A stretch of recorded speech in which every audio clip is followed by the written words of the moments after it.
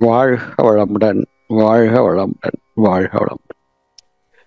அன்பர்களே, இன்று ஆறு மனமே ஆறு என்ற சிந்தனையை சிந்திப்பதற்காக இணைந்திருக்கிறோம் அல்லவா? அதில் ஒரு பாடல் மகரிஷி அவர்கள் எழுதி நமக்கு அருளியிருக்கக்கூடிய ஒரு பாடல். அந்த பாடலையே நாம் இன்று குரு வணக்கமாக எடுத்துக்கொள்ளலாம் என்று ஏதோ ஒரு எண்ணம் தோன்றியது. அதையே குருவுக்கு சமர்ப்பணம் செய்து அதை நாம் இன்று கொஞ்சம் சிந்தித்து விட்டு நம்முடைய வழக்கம் போல உள்ள கலந்தாய்வுக்கு சென்று விடுவோம். ஞான களஞ்சியம் தான் களஞ்சியம். நமக்கு நெற்களஞ்சியம், எத்தனையோ களஞ்சியங்கள் இருக்கிறது உடலுக்காக. ஆனால் உயிருக்காக இருக்கக்கூடிய களஞ்சியம் என்று சொன்னால் அது வேதாத்திரிய களஞ்சியம், ஞான களஞ்சியம் தான். அதற்கு மிகையாகாது. உண்மை. அதில் 1842வது பாடல். அந்த பாடலை கொஞ்சம் பார்ப்போம். அனைத்து ஆற்றல், சுத்த வெளி, அனைத்து இயக்க ஆற்றல். 3 வரிகளாக, வார்த்தைகளாக கொடுத்திருக்கிறார் பாருங்க மகரிஷி வேதாத்திரி ஐயா அவர்கள். அனைத்து ஆற்றல், அதாவது நம்மை சுற்றி இருக்கக்கூடிய எல்லாம், இந்த பூ உலகில் அனைத்து ஆற்றல். இந்த பூ உலகை தாங்கிக் கொண்டும் இந்த பிரபஞ்சத்தை தாங்கிக் கொண்டும் இருக்கக்கூடிய சுத்தவெளி, அதன் இயக்க ஆற்றல்.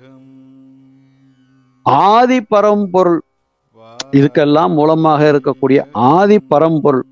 உணர் அறிவு பெற்ற மனிதர் யாரு? மனிதரை எவ்வளவு உயர்வா இதுக்கு மேல யாரு சொல்ல முடியும்? நம்மை நாமே சிந்திப்பதற்கு திருமூலர் சொன்னார் பார்த்தீங்களா?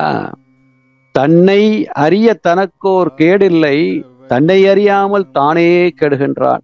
தன்னை அறியும் அறிவை அறிந்த பின் தன்னையே அர்ச்சிக்க தான் இருந்தானே என்று சொல்கிறார். அர்ச்சிக்க தான் இருந்தானே, தான் அதற்காகத்தான் சொல்லலாம், அல்லது தான் இருந்தானே என்றும் சொல்லலாம். அந்த வகையில் மனிதன், அந்த உணர் அறிவு பெற்ற மனிதர் அப்படின்னு சொல்லி மகரிஷி அந்த 2 வரியில நமக்கு எவ்வளவு அழகா கொடுத்திருக்கிறார் பாருங்க.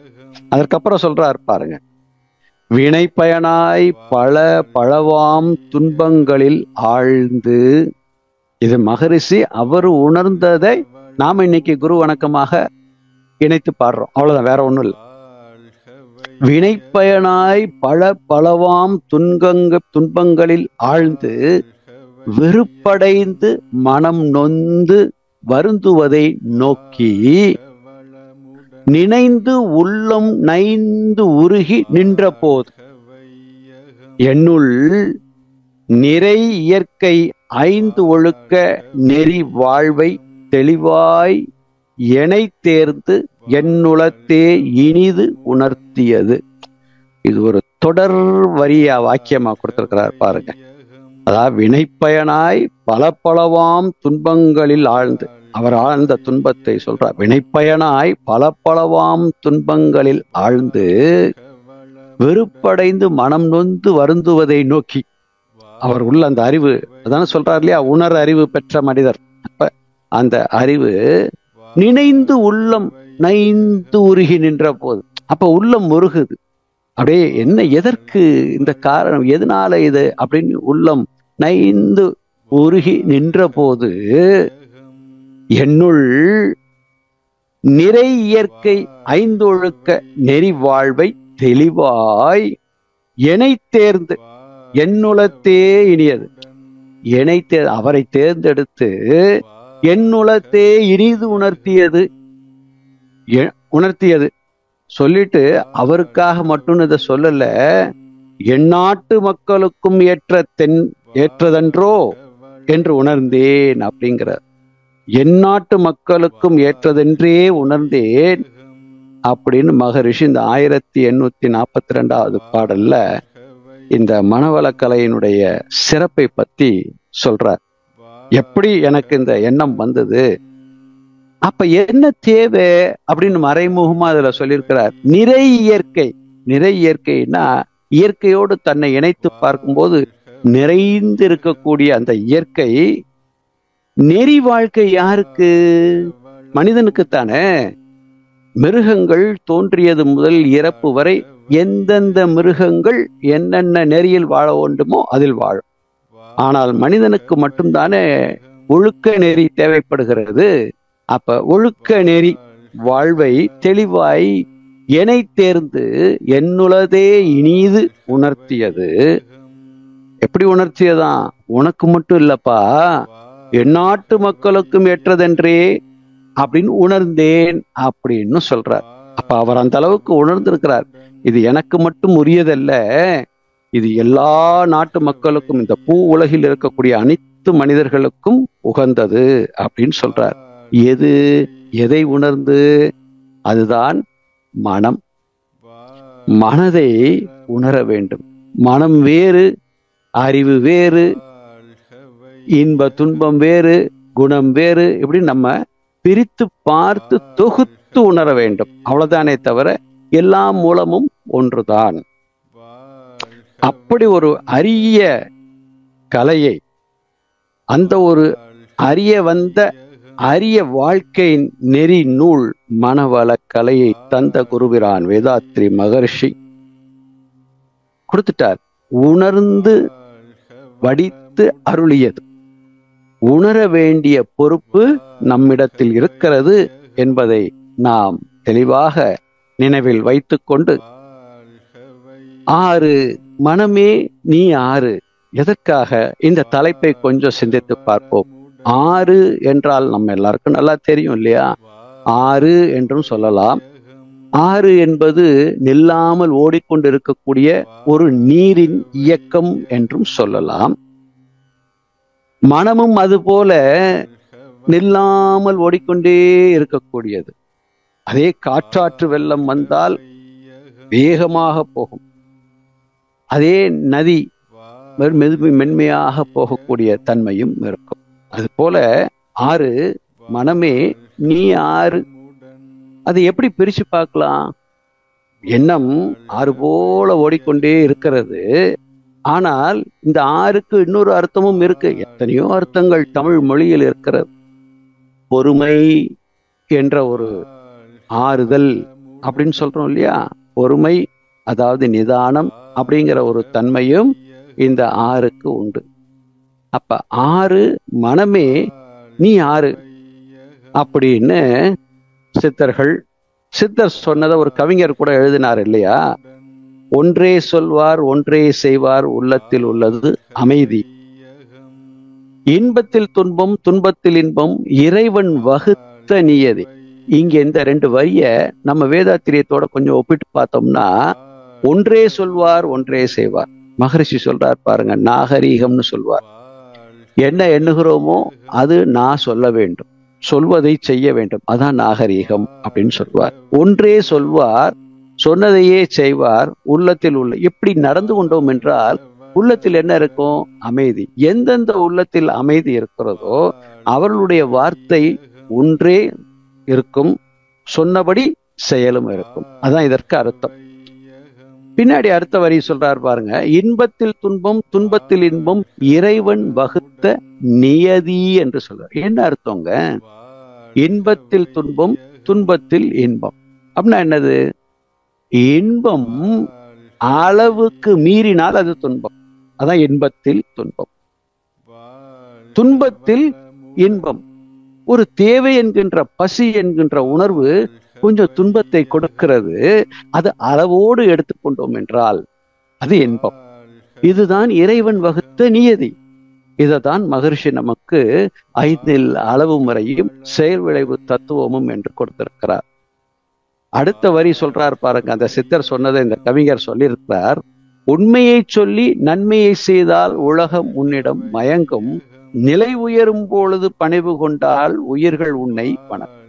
உண்மை என்பது அன்பு, பணிவு என்பது பண்பு. குணநல பேர் கொண்டு வந்து சேர்க்கிறார் மகரிஷிங்க. எவ்வளவு அருமையான ஒரு நிலை உயரும் பொழுது. எந்த நிலை உயரும் பொழுது? தன்னை உணர்ந்து தன் உயிரை உணரும் நிலை உயரும் பொழுது பணிவு இயல்பாக வந்துவிடும். தன் அறிவை மட்டும் உணர்ந்திருந்தோம்னா எனக்கெல்லாம் தெரியும் அப்படிங்கிற ஒரு தன்மை, அகம்பாவம் அதுல கூடும். தன் உயிரை உணர்ந்து உயிருக்குள் உட்பொருளாக இருக்கக்கூடிய பரத்தை உணரும் பொழுதுதான் அங்க என்ன கிடைக்கும்? உண்மை உணர்வு கிடைக்கும். உண்மை உணர்வு தான் அன்பின் வெளிப்பாடு. அந்த அன்பின் வெளிப்பாடு வந்தவுடனே பணிவு என்கின்ற பண்பு மனிதனிடத்தில் உள்ளேயே இருப்பது மலரத் துவங்கும். அதான் மகரிஷி நமக்கு சொல்லிக் கொடுத்தது. ஆசை கோபம் களவு கொள்பவன் பேச தெரிந்த மிருகம், அன்பு ஒன்றே கருணை கொண்டவன் மனித வடிவில் தெய்வம். அதனாலதான் அறிவை அறிந்தால் அறிவே தெய்வம். அறிவை உணரும். பிறவியின் நோக்கம் என்ன? முழுமை பேறு அடைதல்.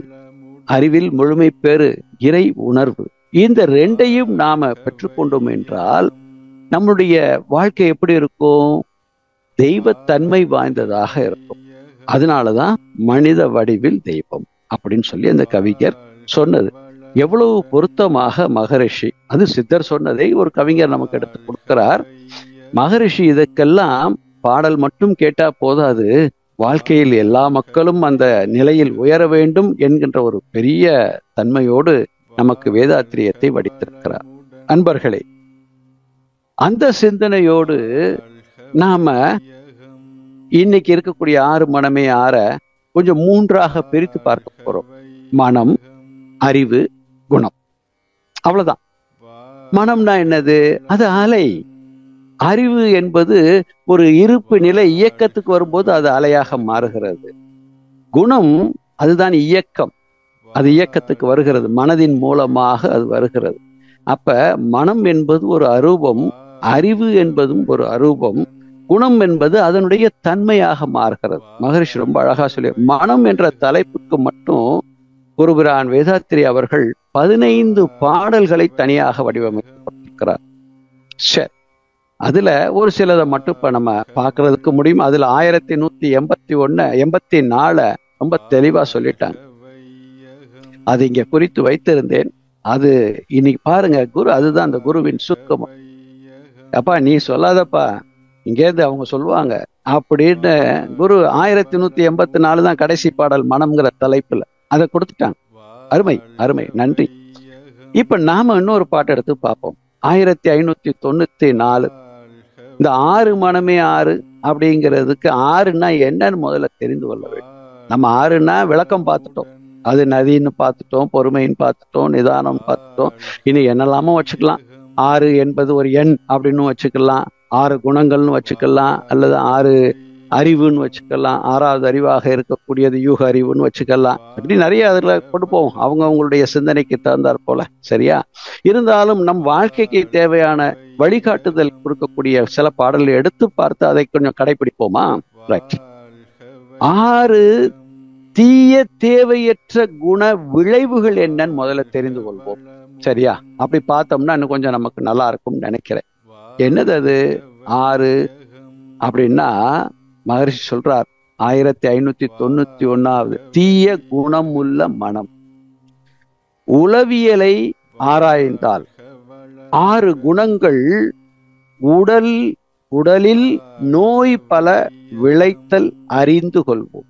இந்த நோய் உடல்ல உருவாவதற்கு காரணமே என்ன? நம்ம கிட்ட இருக்கக்கூடிய 6 தீய குணங்கள் தான், வேற எதுவும் இல்ல. ஏனால் இந்த உடல் கட்டி அமைக்கப்படும் போது தூய்மையானதாக, ஆற்றல் மிக்கதாக, நோய் எதிர்ப்பு சக்தி உடையதாகத்தான் வருகிறது. ஆனால் அது வளர வளர வளர அதில் இருக்கக்கூடிய அந்த குணங்கள் வெளிப்பட ரசாயன மாற்றங்கள் ஏற்பட்டு அந்த உடலில் நோய் வருகிறது. அது விஞ்ஞானமும் இன்று ஏற்றுக்கொண்டது. இந்த உடலில் நோய் வருவதற்கு 80% காரணம் மனதின் கோளாறு தான் சொல்லி விஞ்ஞானம் ஒற்றுக்கொண்டது. சரி, அது தனி. அதை என்ன சொல்றாரு பாருங்க. அளவிலா விருப்பு அப்படின்னா என்ன அர்த்தம்? பேராசை. கடும் பற்று இரண்டும். அளவில்லாத விருப்பு, கடும் பற்று இரண்டும் அல்லல் தரும் குன்ம நோய். குன்மம்னா என்ன நோய்?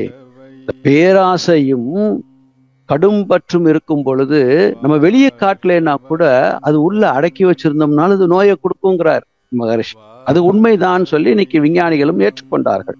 எப்படி உண்மை என்று பார்த்தா, அதுக்கு நமக்கு நாமே ஒரு டெஸ்ட். இதெல்லாம் மகரிஷி கொடுத்திருக்க ஒவ்வொரு பாடலையும் அன்பர்களே, இந்த சந்தர்ப்பம் வரும்போதே அதையும் சேர்த்து இணைத்துக் கொள்கிறேன்.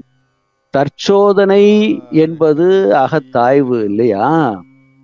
பரிசோதனை செய்து பார்க்க வேண்டும். நம்ம நாமே நான் என்னை கொண்டு போய் இன்னொருத்தட்ட பரிசோதனை பண்ணக்கூடாது, எனக்கும் அவருக்கும் என்ன இருக்கு வித்தியாசம்னு பார்த்தேன்னா அது அகம்பாவம், அகங்காரம். என்னை நானே பரிசோதித்து பார்க்கிறேன் என்றால் நான் என்னை முன்னடத்தி செல்வதற்குண்டான வழியில் இருக்க தன்னை அறிந்த நிலையில் குருவின் துணையோடு முன்னுக்கு வருகிறேன் என்று நாம அதை ஒரு முடிவாக எடுத்துக்கொள்ளலாம். அப்படி பார்க்கும் பொழுது சுய பரிசோதனை என்பது ரொம்ப ரொம்ப முக்கியமான ஒன்று நம் வாழ்வில். அந்த அடிப்படையில் பார்க்கும் பொழுது இந்த பாடல் வரிகள்ல இருக்கக்கூடிய அர்த்தங்களை நம்முடைய சுய பரிசோதனைக்கு நாமளே ஒப்பிட்டு பார்த்து திருத்திக் கொள்வோம். இன்னொருத்தர் நமக்கு சொல்லும்போது என்னதான் இருந்தாலும் கொஞ்சம் வருத்தம் இருக்கும் இல்லையா, என்ன அவரு நம்மளை குறை சொல்றாரோ அப்படின்னு. அது வேண்டாம், நமக்கு நாமே ஒப்பிட்டு பார்ப்போம். அதுக்கு தான் மகரிஷி அவ்வளோ பாடல் நமக்கு கொடுத்திருக்கிறாரு. அளவிலா விருப்பு கடும் பற்றும் அல்லல் தரும் குன்மோ நோய் உண்டு பண்ணும். பரவாயில்ல, பயப்படாதீங்க. பிளவு செய் சினம் குருதி அழுத்தம். அப்ப கோபம் என்ன பண்ணும்னா குருதி, அந்த செஸ்ட் பெயினோ அல்லது பிளட் ப்ரெஷர்ஸோ அல்லது பித்து அப்படின்னு சொல்லக்கூடிய மூளையில் உள்ள வேகம் காரணமாக ரசாயன மாற்றங்கள் ஏற்பட்டு பித்து பிடித்தல் அப்படின்னு சொல்றோம். புண் அல்லது கண் நோய் அல்லது மினரல்ஸ் தாது சக்தி குறைதல், மூளையினுடைய செயல்பாடுகள் வலுவிழந்து இந்த மறதி அதிகமா வர்றது, டெம்பர்மெண்ட் ஆறது, இதெல்லாம் கொடுக்கும். மிகை மோகம் குட்ட வகை கண்ம நோய் நீரிழிவு செய்யும். மிகை மோகம், ஆசை வேறு மோகம் வேறு. அத கற்பு நெறி நமக்கு கொடுத்திருப்பார். முறையற்ற பால் கவர்ச்சியில இது கண்ம நோய், நீரிழிவு நோய், இதெல்லாம் கொண்டு போகணும். அதுக்கப்புறம் வஞ்சம் என்ன செய்யும்னா மன அமைதியை கெடுக்கும், உடல் வலிவை கெடுக்கும். அப்ப இதெல்லாம் என்ன செய்யும்னு அதுல கொடுத்துட்டார். இந்த 6 குணங்கள் எது? பேராசை, சினம், கடும்பற்று, முறையற்ற பால் கவர்ச்சி, உயர்வு தாழ்வு மனப்பான்மை, வஞ்சம். சரி, இதெல்லாம் நமக்குள்ள எப்படி வந்தது? பின்னாடி ஒரு பாடல்ல பார்ப்போமா? நம்ம மேல ஒன்றும் குற்றம் இல்லை. மனம் என்றால் என்னன்னு ஒரு பகுதியில சொல்றாரு பாருங்க. 1170 அந்த பாடல்ல அவர் சொன்ன பாடல்ல முதல் பாடலு, கருமூலம் எண்ணிறைந்த பிறப்பால் வந்த கருத்தாற்றல் அடிப்படையாய் அமைய பெற்று உருவெடுத்த பின் உடலால் அறிவால் துய்த்த உணர்ச்சி பழக்கம் ஒழுக்கம் விளக்கம் மற்றும் வரும் தேவையை இருப்பு சூழ்நிலை தொழில் செய் வாய்ப்பு உடல்நலம் அறிவின் வளர்ச்சி கூடி ஒருவருக்கு அறிவியக்கம் அவ்வப்போது உருவாகும் தொகுப்பு சொல் மனம். நம்ம முதல்ல மனம்னா என்ன நினைப்போம்? டெக்னிக்கலா எண்ணங்களின் தொகுப்பு. அப்புறம் கொஞ்சம் வந்த உடனே புலன்கள் மூலமாக இயங்குவது மனம் அப்படின்னு இப்படி நம்ம மனத்தை கொஞ்சம் கொஞ்சமா தெரிஞ்சு கொண்டோம். இதுல ஒரு ரொம்ப முக்கியமா கொடுக்கிறாரு, மனம் என்பது வேற ஒண்ணுமே இல்லை. எந்தெந்த மனிதர்கள் என்னென்ன உடலால் அறிவால் துய்த்த உணர்ச்சி பழக்கம் ஒழுக்கம் இப்படி ஒவ்வொன்றையும் அந்தந்த சூழ்நிலையில் எதெல்லாம் என்னிடத்தில் இருப்பாக இருக்கிறதோ அதனுடைய வெளிப்பாடுதான் மனம் என்று சொல்லுகிறார். அப்ப இது எங்கே இருந்து வந்தது? அடுத்தது சொல்றாரு பாருங்க, மனதின் பல நிலைகள்னு சொல்றார். இதெல்லாம் நம்ம வாழ்க்கையை மேம்படுத்திக் கொள்வதற்கும் நம்ம மேல குற்றம் ஒண்ணும் இல்லை. ஆனால் நாம என்ன செய்யணும்? அதை சீரமைத்துக் கொள்வதற்கு முயற்சி செய்தால் போதுங்கிற ஒரு தன்னம்பிக்கையை கொடுக்கக்கூடிய ஒரு பாடல்கள் மகரிஷி வடிவமைத்து கொடுத்திருக்கிறார். ஐம்புலனால் உலகத்தனைத்தையும் தொடர்ந்த போது உன் அறிவு நிலை புத்தி. இந்த புலன்கள் மூலமாக உலகத்தை புறத்தை தொடரும் கொள்ளும் பொழுது அறிவு நிலை புத்தி, அதுதான் புறமனம். சரியா? ஐம்புலனை கடந்து முன் உணர்ந்தவற்றை அறிய அது சித்தம். இந்த புலன் மூலமாக அனுபவிச்சு முடிச்சுட்டு பழசையும் அதற்கு முன்னாடி உள்ளதை கம்பேர் பண்ணி பார்க்கிறோம் பார்த்தீங்களா, ஒப்பிட்டு பார்த்தல் அல்லது சீரமைத்து, இது சித்தம். சித்தம் அறிவு, இது நடுமனம் அப்படிங்கிறார். ரொம்ப தெளிவா சொல்லியிருக்கார். இதை புரிஞ்சுக்கிட்டோம்னாலே வாழ்க்கையில ஒரு 50, 70, 80% சூப்பரா நம்ம நிறைவா வாழலாம். சரியா? அப்ப நடுமனம் 5 புலனை அறிந்தவற்றை கடந்து, முதல்ல என்ன சொல்றாரு? ஐம்புலனால் உலகத்தனை தொடரும் போது உன் அறிவு நிலை புத்தி, அதுக்கு பேரு புறமணம். ஐம்புலனை கடந்து முன் உணர்ந்தவற்றை அறிய அது சித்தம், அதுக்கு பேரு நடுமனம். 5 புலனை அறிந்தவற்றையும் கடந்து நுண் அணுவானால் அப்படியே நுண் அணுவானால் அகங்காரம் அடிமனம், அதான் அகங்காரம்னு சொல்றார். அதுக்கு பேர் ஏன் அகங்காரம் வந்தது பார்ப்போம். அதுதான் ஆழ்மனம் நம்ம சொல்வோம், அல்லது அடிமனம் சொல்வோம். ஐம்புலன் அறிந்தவற்றை அணுவை தாண்டி ஆதி வெளியாய் நீயானால் அதுவே அறிவு, அறிவே தெய்வம் அப்படின்னு அழகா சொல்லிட்டார். அப்ப இந்த அகங்காரத்தையும், அகங்காரம் நமக்குள்ள, அப்ப அந்த மனம் என்கிறது 3 நிலையாக இருக்கிறது. புறமனம், நடுமனம், அடிமனம், இப்படி எடுத்துக்கலாம். அடிமனம், நடுமனம், புறமனம். அப்ப இந்த நிலையில் இருக்கும் பொழுது அடிமனதை நாம் எப்படி, அகங்காரம்னு ஏன் பேர் வந்தது? அகம் என்றால் உள்ளம். காரம்னு ஏன் பேர் வந்ததுன்னா நிறைய இருக்கு, அதுக்குள்ள இப்ப போக வேண்டாம். காரம்னா இம்பியூரிட்டின்னு வச்சுக்கோமா. மகரிஷி சொல்வார் பார்த்தீங்களா, மனிதன் இஸ் ஈக்குவல் டு கலங்கங்கள் 3 பிளஸ் இறைவன். ஆணவம், கண்மம், மாயை பிளஸ் இறைவன் இஸ் ஈக்குவல் டு மனிதன். அதுதான் இம்பியூரிட்டி, அதுதான் அகங்காரம். அப்ப இந்த ஆழ் மனதுக்குள்ள 6வது அறிவாக, அந்தமாக, அரூபியாக, அந்த பரம்பொருளே, பரமாத்மாவே, அந்த ஆதி நிலையாகிய பரம்பொருளே 6வது அறிவாக நமக்குள் உணர்த்தும் யூக அறிவாகவும், பகுத்து பார்க்கக்கூடிய அறிவாகவும், தொகுத்து பார்க்கக்கூடிய அறிவாகவும் உள்ளிருந்து நமக்கு அதை செயல்படுத்துவதனால அது அகம், அதுதான் அறிவு. அந்த அறிவை உணர்வதற்கு நாம எடுத்துக்கொள்கின்ற முயற்சி. அங்க தடையாக இருப்பது எது? இந்த காரம், அகங்காரம். எது இந்த அகங்காரம்? இந்த 3 கலங்கங்கள் எங்கேருந்து வந்தது? அதான் முதல் பாடல்ல பார்த்தோம். உருவெடுத்த எத்தனையோ காலங்கள்ல உருவெடுத்து வந்த அத்தனை பதிவுகளும் அதோட இருக்கு. எப்ப? ஓரறிவில் இருந்து வந்த அத்தனை பதிவுகளும் அதுல இருக்கு. அப்ப அந்த ஆணவம், கண்மம், மாயையோடு சேர்ந்து ஆழ்மனம் இருக்குது. அப்ப எதை சரி செய்தால், இங்கதான் நம்ம நோட் பண்ணணும். அதான் மகரிஷி கருமைய தூய்மைன்னு சொல்லியிருப்பார். அப்ப அந்த கருமைய தூய்மை என்பது வேற ஒண்ணும் இல்லை. ஆழ் மனதை நீங்க தூய்மை செய்ய அங்கு அறிவே தெய்வமாக மாறுகிறது. மனிதனே தெய்வமாகவும் மாறிவிடலாம் என்கின்ற ஒரு நிலை, அதான உண்மை. அப்ப அந்த நிலைக்கு கொண்டு வரும். அப்ப அதுக்குத்தான் என்ன நமக்கு கொடுத்திருக்கிறாரு? தவம் கொடுத்திருக்கிறாரு. அப்ப பயிற்சி முறைன்னு வரும் பொழுது இது விளக்கம். பயிற்சி, இப்ப நாம தவம் செய்வோம். என்ன செய்வோம்? ஆகினை, துரியம் நல்லா செய்வோம். ஆனால் கருமைய தூய்மை அடையும் அளவுக்கு இந்த உயிரை நாம் என்ன செய்யணும்? பழக்கப்படுத்த வேண்டும். சரி, மனதின் 3 தன்மையை சொன்னாரு. அடுத்து சொல்றாரு பாருங்க, அறிவியக்க நிலைகள் 3ன்னு சொல்றாரு. மனம் என்பது அறிவினது செயல்பாடாகும். மனம் என்பது அறிவினது செயல்பாடாகும். மதிப்புடைய அறிவியக்க நிலைகள் 3. மனம் புறமாய் புலன் மூலம் இன்ப துன்ப மருட்சியிலே இயங்கும் நிலை 1. அப்ப மனம் இயங்கும் பொழுது அந்த இயக்கத்தின் வெளிப்பாடுதான் அறிவு 1. மனம் புறமனம் புலன் மூலமாக இன்பம் துன்பம் மருட்சியில் இயங்கும் நிலை 1.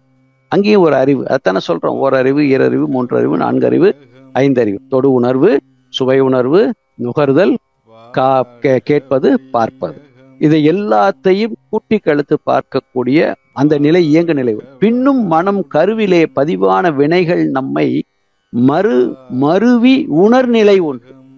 இதைத்தான் யூக அறிவு. அதை திருப்பி நாம யூகம் பண்ணி பார்க்க, மருவி கருவிலே பதிவான வினைகள் தம்மை மருவி உணர்நிலை 1. அதற்கு மேலாய் மனம் உலகை உயிரை கடந்து ஆதியான மௌன நிலை நிற்பது 1. அப்ப மனம்தான் விரிவடைந்து புலன்கள் மூலமாக செயலாகும் போது அது அறிவுத்தன்மையை பெறுகிறது. அங்க ஆராய்ச்சி தன்மைக்கும் போகிறது. அறிவுத்தன்மையில் இருந்து அதனுடைய குணங்களை வெளிப்படுத்துகிறது. மனம் நிலை எப்ப? ஆதி நிலையை உணரும் பொழுது அது எப்ப வருது? உயிரை கடந்து ஆதி நிலையான மௌன நிலை நிற்பது 1. அந்த நிலை தான் உயர்ந்து போக போக அறிவு தெய்வமாக மாறுகிறது. அப்ப நிற்பது 1, உணர்ந்து கொள்வோம் அப்படின்றாரு. அப்ப மனம் அறிவாக, மனம்தான் புலன்கள் மூலமாக இயங்குது. அதுக்கு 3 தன்மையை சொல்லிட்டாரு. அந்த 3 தன்மைக்கும் 3 அறிவையும் விளக்கமாக சொல்கிறார். இதையும் நாம தெரிஞ்சு கொள்ள வேண்டும். சரி, அடுத்தது 1182வது பாடல்ல ரொம்ப விளக்கமான அறநெறின்னு கொண்டு வந்துடுறார். ஏன்னா இது விலங்கினங்கள் ஓரளவுக்கு இதுல ஒரு 70% இதை கடைபிடிக்கும், ஒரு 30% நமக்கு. ஏன்னா அதுக்கு ஆதி அந்தம்லாம் பார்க்க தெரியாது, அது பாட்டுக்கு வரும் போகும் இருக்கும். ஆனா ஆதி அந்தம் பார்க்கக்கூடியது நாம தானே. அப்ப அதுக்கு அந்த நிலை போகும்போது அங்க அமைதி நிலை சொல்றாரு, மௌன நிலை சொல்றாரு. அப்புறம் பின்னாடியே சொல்றாரு பாருங்க, அறநெறி மனதுக்கு அடித்தளமாய் உயிருக்கு உட்பொருளாய் மறைபொருள் தெய்வமது இருக்கும் உண்மை. அதுதான் அகம் காரம். மனதுக்கு அடித்தளமாய் உயிருக்கு உட்பொருளாய் மறைபொருள் தெய்வமது இருக்கும் உண்மை. மனித மனம் உள்நோக்கி உயிருணர்ந்து தானியங்க உணர்வதுதான் அனுபவமும் இறை உணர்வு. புனிதமெனும் அப்பொருள் பூரித்தனைத்து உயிருக்கும் பொருத்தமுல அறிவாக ஆற்றும் உண்மை. தனிமனிதன் உணர்ந்து அன்பு மேலோங்கி ஈகையோடு ஒழுக்கமாகும் தலைத்தொழுகும் வாழ்வுதான் அறநெறியாம். இது இயல்பாக மாறுகிறார். எப்ப ஆழ் மனதில் இருக்கக்கூடிய அந்த இறை அறிவை உணர உணர உணர எது இயல்பான ஆக்கமாக மாறும்? அறநெறி இயல்பாக மாறிவிடும். அதற்குத்தான் என்ன கொடுக்கிறாரு? பயிற்சிகள் கொடுத்திருக்கிறார். பயிற்சி என்ன பயிற்சி? பயிற்சியை கொஞ்சம் பாடல்களையும் எடுத்து பிராக்டிக்கலுக்கு வருவோம். சரியா? மன தூய்மை, வினை தூய்மை, மன வாழ்வில் மகிழ்ச்சி, இனிமை, நிறைவு அமைந்திருக்கும் மனம் உயர நேர்மை வழி அகதவமாகும். நேர்மை வழி அகதவமாகும். மற்றும் தன் வினை உயர அறமே ஆகும். இது நடைமுறைப்படுத்த வினையும் உயரணும். அப்ப முதல்ல அந்த அகம் சுத்தமாகணும். அகம் சுத்தமாக தான் எண்ணம் சுத்தமாகி அது சொல்லாக செயலாக வினையாக வரும் பொழுது அதனுடைய விளைவு அறமாக மாறும். அப்ப மனம், அறிவு, ஆதி எனும் மூன்றும் ஒன்றே. மறைகளெல்லாம் வெறித்துணர்த்தும் உண்மையும் இதுவே. மனம் வடிவாய் குணங்களாய் எல்லை கட்டும். அப்ப மனம் என்ன பண்ணும்? ஒரு எல்லை கட்டி இருக்கும் புலனோட.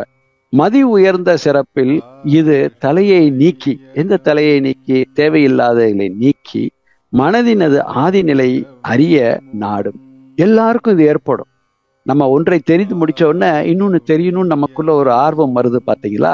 இதுதான் தேடுதல். அந்த தேடுதல் நம்மளுடைய வாழ்வியலுக்கும் இருக்கும், ஆன்மாவுக்கும் இருக்கும். ஆன்மா தேடுகின்ற தேடுதல் தான் என்னது? அந்த இறைநிலையை அடைவதற்குண்டான முயற்சி. மிச்சபடி நாலேஜ், மகரிஷி சொல்லுவாங்க பாத்தீங்களா, instinct, intuition, knowledge, perspicacity and wisdom. அப்ப இந்த நாலேஜ் தேடுவது வாழ்வியல், நம்ம எல்லாத்தையும் தெரிந்து கொள்வது. இந்த மூணு ரொம்ப முக்கியம். நம்ம அடிப்படையிலிருந்து கொஞ்சம் கொஞ்சமா டெவலப் ஆனாதான் இந்த நிலைக்கு உயர முடியும். அப்ப எப்ப நாலேஜ் நம்ம ஒரு லெவலுக்கு போகும்போது வாழ்வியலும் தேவை, அதுக்கு ஒழுக்க பழக்க நியல், அதான் ஆன்ம வாழ்வியலும் தேவை. அப்ப பொருள் சம்பந்தப்பட்ட வாழ்வியல் ஒண்ணு, ஆன்மீக சம்பந்தப்பட்ட ஆன்மீகம் என்றால் துறவு அல்ல, துறவே கிடையாது. மகரிஷி ரொம்ப தெளிவா சொல்லிட்டார். துறவு என்பது நீங்க எடுக்கக்கூடிய ஒரு செயலினுடைய அளவு முறைதான் துறவே தவிர அதை விட்டு நீங்கி இருப்பதற்கு பெயர் துறவு அல்ல, அப்படிங்கிறத தெளிவா சொல்லிட்டார். ரைட்? மனதினது ஆதிநிலை அறிய நாடும் மனிதனிடம் இச்சிறப்பே பிறவியின் நோக்கம். மனம் விரிந்தோ ஒடுங்கியோ தன்முனைப்பு அற்றல். மனம் விரிந்தோ ஒடுங்கியோ ரெண்டு வகை சொல்றார். விரிந்துன்னா என்ன? மூலாதாரத்திலிருந்து நாம் விரிந்து விரிந்து விரிந்து விரிந்து ஆதிநிலையை அடையிறது, அல்லது ஒடுங்கி உயிரில் ஒடுங்கி அறிவை உணர்ந்து. இந்த ரெண்டும் செயல்பட செயல்பட சத்தியம், உண்மை, தன்முனைப்பு அற்றுவிடும். உண்மை உண்மை. இது எப்ப நடக்கும்? கண்ணை மூடி தவம் செய்து பழகிட்டோம். நமக்குள்ள ஒரு சின்ன ஒரு குழப்பம் இருக்கும். கண்ணை மூடி தவம் செஞ்சா நல்ல தவம் கிடைக்குதுங்க, மன்றத்துல இருந்து தவம் செஞ்சா கிடைக்குதுங்க, வீட்லயும் நான் தவம் செய்யும் போது நல்லா இருக்குதுங்க. ஆனா நடைமுறை வாழ்க்கையில வரும்பொழுது ஏதோ ஒண்ணு எனக்கு தடையாக இருக்குது. நாம பிறரை குறை சொல்ல மாட்டோம் கண்டிப்பா. ஏன்னா வேதாத்திரிய அன்பர்கள் பிறரை குறை சொல்வதை நிப்பாட்டிடுவோம் கண்டிப்பா. எப்ப 2 தடவை வாழ்க வையகம் வாழ்க வளமுடன் சொல்லி முடிச்சு இரண்டொழுக்க பண்பாடு ஃபவுண்டேஷன் கிளாஸ் படிச்சு முடிச்சு இரண்டொழுக்க பண்பாடும் உலக நல வாழ்த்தும் பழகி நம்மளுடைய கருமையத்தில் அது பதிஞ்சிருச்சோ அப்பத்திலேயே நமக்குள்ள ஒரு துளிர் விட்டுரும். நாம பிறருக்கு துன்பம் செய்யக்கூடாது அப்படிங்கிறது லேசா பழக்க தோஷத்துல எண்ணத்தால் எழிஞ்சால் கூட சொல்லாலோ செயலாலோ செய்வதில் இருக்காது. ஆனாலும் நம்ம என்ன செஞ்சுக்கோம்னா அந்த வேகத்தை மாற்றி அமைக்கிறதுக்கோ அல்லது அதை திருத்தி அமைப்பதற்கோ ஒரு முயற்சி எடுக்கிறதுல தடை ஏற்பட்டு அங்க சில துன்பங்களை நாமே அனுபவிச்சு நாமே வெறுப்படைந்து என்ன நான் நிறைய தவம் செய்யறேன் எல்லாம் பண்ணினாலும் எனக்கு இப்படி ஒரு துன்பம் இருக்கே, எனக்கு ஒரு விடை கிடைக்கலையே அப்படின்னு நாம குழம்பிக்கிட்டே இருப்போம். அதுக்கு என்ன காரணம்னு மகரிஷி சொல்றாங்கன்னா, உயிரை கண்ணை மூடி நீங்க தவம் செய்து கொடுப்பது ஒரு பயிற்சி. அந்த பயிற்சி எதுக்குன்னா கண்ணை மூடி அந்த அந்த ஃபோர்ஸ் அந்த உடல் முழுவதும் இருக்கக்கூடிய உயிர் ஆற்றலுக்கு அந்த உயிர் துகள்களுக்கு அந்த ஆற்றலை நீங்க கொடுத்து அது எங்க போய் பதிவாகணும்? கருமையத்துல போய் பதிவாகணும்.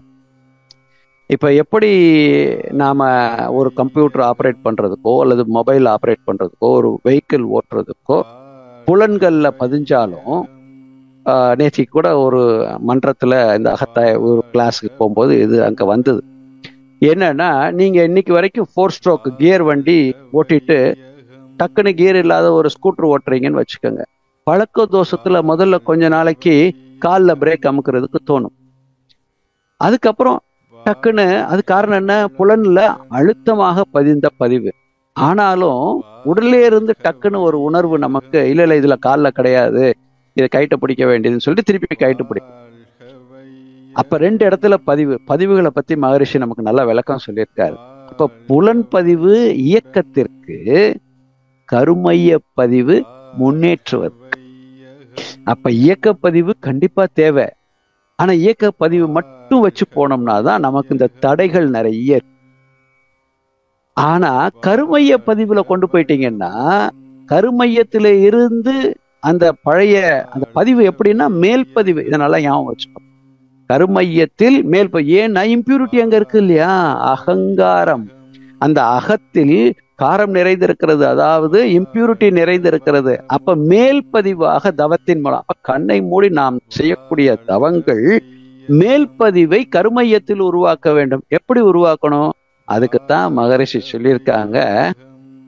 எத்தனை வாழ்த்துக்கள் சொல்லியிருக்கிறாங்க பாருங்க. இதெல்லாம் மேல் பதிவாக நம்ம கருமையத்துல பதிய வைக்கணும். இப்ப அருட்பேர் நான் அமர்ந்திருக்கும் இடத்தை சுற்றிலும் நல்ல தெய்வீக ஆற்றலை நிரம்புது. இது புலன் பதிவாக மட்டும் இருக்கக்கூடாது. அது எங்க இருக்கணும்? கருமையத்துல போய் பதியணும். அப்படியே ஆழ்ந்து ஆசிரியர்களோ பேராசிரியர்களோ யாரு தவம் எடுத்தாலும் சரி, நீங்களும் என்ன பண்ணணும்? மனசுக்குள்ள சொல்லி சொல்லி சொல்லி சொல்லி அந்த உயிராற்றல் சுழற்சியில எங்க போய் நிற்கும்? கடைசியில கருமையத்துக்கு போகும். அப்ப கருமையத்துல போய் அது பதியணும். நான் அமர்ந்திருக்கும் இடத்தை சுற்றிலும் நல்ல தெய்வீக ஆற்றலை நிரப்பி. அப்படி அங்க கருமையத்துல பதிஞ்சிருச்சுன்னா, பருவுடல் நுண்ணுடல் சூக்கும உடல் விரிவடையும் பொழுது எங்கெல்லாம் போகுதோ அங்கெல்லாம் அட்லீஸ்ட் நம்ம சத்துக்கு நம்ம இருக்கிற அந்த ஒரு 4 அடி 5 அடியாவது தெய்வீக ஆற்றல் நமக்கு சப்போர்ட் பண்ணுமா? பண்ணாதா? பண்ணும். அருட்பேர் ஆற்றல் உடலிலே உயிரிலே அலை அலையாக பாய்வதை உணர்கிறேன். உணரணும். எங்கே? கருமையத்துக்கு வரைக்கும் போய் உணரணும். முயற்சி எடுக்கலாம். முயற்சி தான், பயிற்சி தான். நிறைய பேர் செய்வோம், செய்யாமலாம் இருக்க மாட்டோம். இருந்தாலும் என்ன பண்ணுவோம்னா, நம்ம ஒரு டைம் டேபிள் போட்டு உடற்பயிற்சி, டைம் டேபிள் போட்டு ஒரு தவம் இப்படி செய்யறதுனால என்ன ஆகுதுன்னா, நம்ம மனசை திருப்திப்படுத்திக்கிறோம். இன்னைக்கு நான் உடற்பயிற்சி பண்ணிட்டேன்ப்பா, ஆஹா நான் இன்னைக்கு தவம் பண்ணிட்டேன்ப்பா. ஆனால் நமக்குள்ள இது எதுக்காக சொல்லுகிறேன்னா, யாருக்கெல்லாம் தனக்குள்ளே வெறுப்போ சலிப்போ சங்கடங்களோ இருக்குதோ அவர்களுக்காக. நிறைய பேருக்கு இதுல இருந்து வெளியே வந்துட்டு அதுல எல்லாம் எல்லளவும் குறையில்லை. ஏன்னா மகரிஷி நம்மளோட இருக்கிறதுனால. இருந்தாலும் நம்ம பிறருக்கு துன்பம் செய்ய மாட்டோம், நமக்கு நாமே சலிப்படைவோம், துன்பம் அடைவோம். அப்ப இந்த 6 மனமே 6 எப்படி மாற வேண்டும் என்றால், கருமைய பதிவுக்கு சென்றால்தான் மாறுவதற்குண்டான முயற்சிகள் நமக்கு கிட்டும். அடுத்தது அப்படியே அந்த நிலையிலிருந்து நம்ம வந்தோம்னா மகரிஷி இன்னொரு இடத்துல என்ன சொல்றாரு பாருங்க, 6 குண சீரமைப்பு தானாக ஏற்பட வேண்டும். எப்ப நடக்கும் அது? விளைவறியா கடும்பற்று என்ற 6ம், உருகுலைந்து நிறைந்த மனம், சகிப்புத்தன்மை, உளமார்ந்த மன்னிப்பு, மெய் உணர்வு, கருத்துடைய கற்பு நெறி, ஈகை என்ற கலங்கமில்லா நற்குணங்களாக மாறும். பொருத்தமுல உளப்பயிற்சி முறை பயின்று புகழ் இன்பம் அமைதி பெற வாரீர் அப்படின்னு. என்ன செய்யணும்? முதல்ல அங்க 6 குணங்கள் எப்படி வந்ததுன்னு சொல்லிட்டார். நம்ம மேல தப்பு இல்லை, பதிவுகள். நாம விரும்பி ஏதாவது தப்பு செய்வோமா அல்லது கெடுதல் பண்ணுவோம், பதிவு நம்ம செய்ய வைக்குது. ஓகே, அது மாற்றம் இல்லை. ஏன்னா பரிணாம வளர்ச்சியில் 5 அறிவுக்கு பிறகு 6வது அறிவாக மனிதன் வரும்போது எல்லா பதிவுகளையும் சுமந்து நாம வந்திருக்கிறோம், தப்பு இல்லை. ஆனால் அதோட அந்த 6வது அறிவோட அந்த அந்த பதிவுகளோட யாரு துணைக்கு வந்திருக்கிறா? அரூபியாக இறைநிலை துணைக்கு வந்திருக்குது. அப்ப அரூபியாக வந்திருக்கக்கூடிய இறைநிலையின் துணை கொண்டு நாம என்ன செய்யணும்? மேல் பதிவாக அதை போக்க மேல் பதிவாக, அதுதான் நமக்குள்ள சிறப்பு. ஒரு யானையாலேயோ ஒரு பசுவாலேயோ ஒரு ஆற்றல் மிக்க சிங்கத்தாலேயோ சிறுத்தையாலேயோ தன் குணத்தை திருத்தி அமைப்பதற்கு தனக்கு தெரியாது. வேணா சர்க்கஸ்ல இருக்கக்கூடிய ஒரு மாஸ்டர் வேணா அதை கண்டிஷன் பேர்ல திருத்தி அமைச்சிருப்பார், கண்டிஷன் பேர்ல.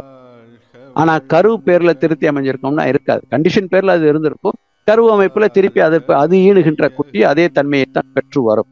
ஆனால் மனிதன் அப்படி அல்ல. இந்த தலைமுறையில் நாம அதுலதான் சொல்றார், காயகல்ப பயிற்சியை கொடுத்து திருமணத்திற்கு முன்பே இந்த மனவளக்கலையை ஆணும் பெண்ணும் பயின்று மனவளக்கலையில் சொல்லியிருக்கக்கூடிய கருத்துக்களை தன் உயிருக்குள் பதிவு செய்து, துறவரம் இல்லை, துறவரம்னா இதுக்கு வாய்ப்பே கிடையாது. யாரெல்லாம் மனவளக்கலையில் உள்ளே இணைகிறார்களோ அவர்கள் வேதாத்திரியை மகரிஷியை, ஏன்னா அப்படி துறவரம் போகிறதா இருந்ததுன்னா மகரிஷி எதுக்கு நமக்கு 2001 2002 கூட கவிதை எழுதியிருக்காரு. அவர் துறவரம் போயிருக்கலாமே, ஏன் போல? துறவரம் போக மனம் வராது, அறிவு முன்னாடி வந்து நிற்கும். ஏய், உன் கடமை என்ன? இந்த மாநில உலகில் இருக்கக்கூடிய எல்லா உயிர்களுக்கும் நீ சொல்ல வேண்டியதை சொல்லு, எடுத்துக்க வேண்டியது அவங்கவுங்க பொறுப்பு. நீ நினைச்சு எல்லாத்தையும் திருத்தணுங்கிறது உன்னுடைய விருப்பமாக இருக்கலாம், அதற்கு நீ வாழ்ந்து காட்ட வேண்டும், நீ கடைபிடிக்க வேண்டும்.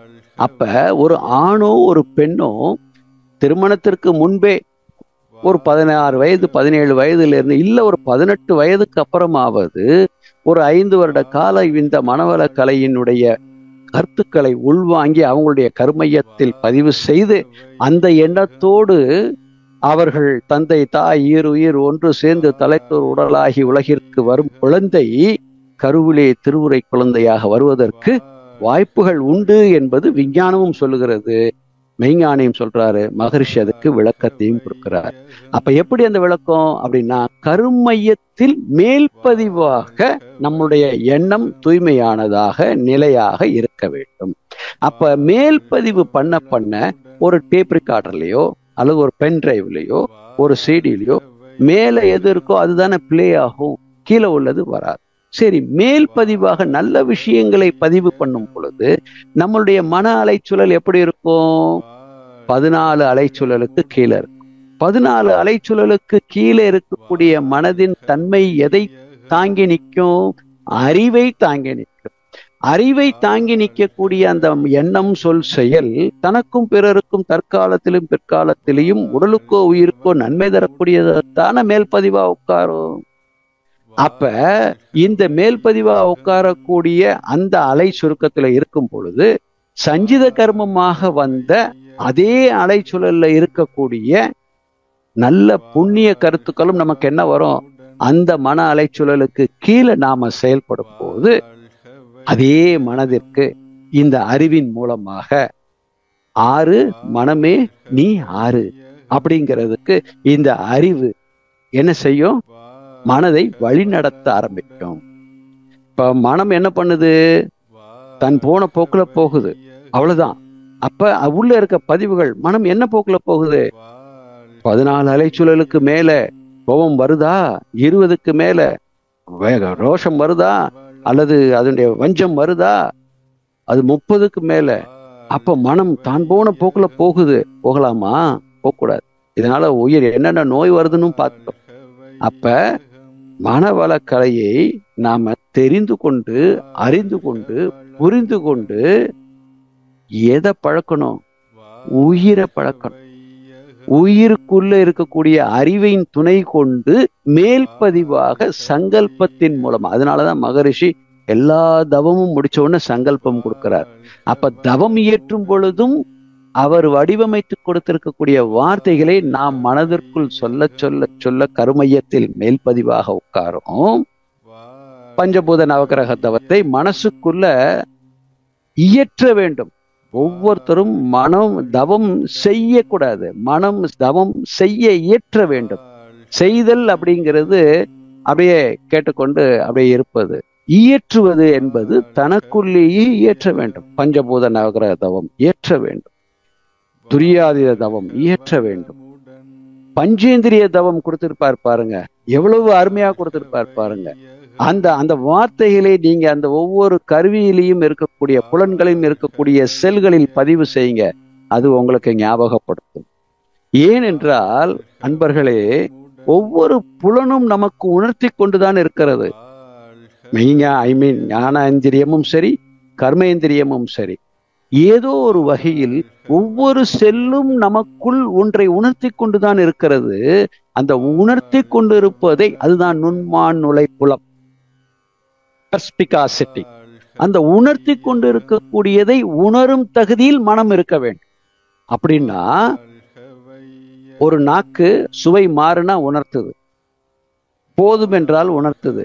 ஆனா நம்ம என்ன பண்றோம்? பழக்கத்தினால் அல்லது சூழ்நிலையினால் அல்லது பிறர் மனம் தூண்டுதலினால் என்ன செய்யறோம்? அது உணர்த்துவதை இக்னோர் பண்ணிடுறோம். மூக்கு ஒரு தப்பான விஷயத்தை நமக்கு சொல்லுகிறது, இருந்தாலும் பரவாயில்ல அப்படின்னு நாம அதை நுகர்கிறோம். இப்படி 5 புலன்களையும் மூலமாக அந்த காந்த தன்மாற்றம் அடைந்து நமக்கு உணர்த்தி கொண்டே இருக்கிறது. அந்த உணர்த்துவதை நாம் உணர்வதற்குத்தான் பெர்ஸ்பிகாசிட்டி தவம். அந்த தவம் எங்கே போய் நம்ம புலன்கள் மட்டும் வச்சா தவம் செய்யும் போதும், ஆலியாருக்குள்ள இருக்கும் பொழுதும் நமக்கு அந்த ஒரு சந்தோஷம், மகிழ்ச்சி, நிறைவு எப்படி இருக்கும் யோசிச்சு பாருங்களேன்.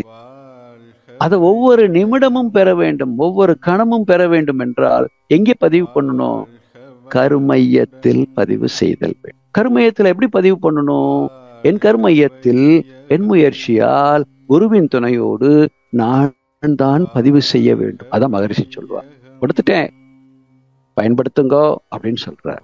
எல்லாருக்கும் கொடுத்துருக்கேன், பயன்படுத்துங்க அப்படிங்கிறார். அப்ப பயன் எப்படி படுத்தணும்? அப்படியே நம்ம ஒழுக்கத்தோட இருப்போம், கண்டிப்பா ஒழுக்கம் தவற மாட்டோம்.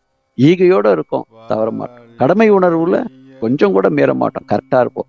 ஆனா எங்கே மிஸ் பண்றோம்னா, நமக்கு நாமே சில சமயங்கள்ல சங்கடப்படுகிறோம், மனம் வெறுப்படைகிறது, துன்பப்படுகிறது, அல்லல் படுகிறது, கவலை அடைகிறது.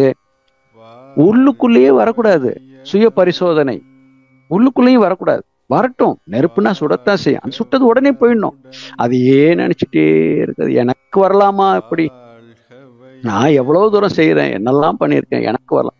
இதெல்லாம் காரணம் எங்கேயோ கர்மைய பதிவுல கொஞ்சம் 50% ஆயிருக்கு, மீதி 50% ஆகலைங்கிறதுனால இந்த எதிர்பார்ப்புகள் வெளியே மெதுவா எட்டிப்பாங்க. எதிர்பார்ப்பும் ஒரு வகையான தன்முனைப்பு தான். நான் வேற யார்கிட்டங்க என்னங்க எதிர்பார்க்கிறேன்? நான் இவ்வளவு ஒழுக்கத்தோட இருக்கேன், எனக்கு இது வரலாமான்னு தானே நான் எதிர்பார்க்கிறேன் அப்படின்னு நமக்குள்ள ஒரு உணர்வு கேள்வியாக வரும். இல்லை சொல்லும் போது கூட இது கேள்வியாக உங்களுக்குள் எழலாம்.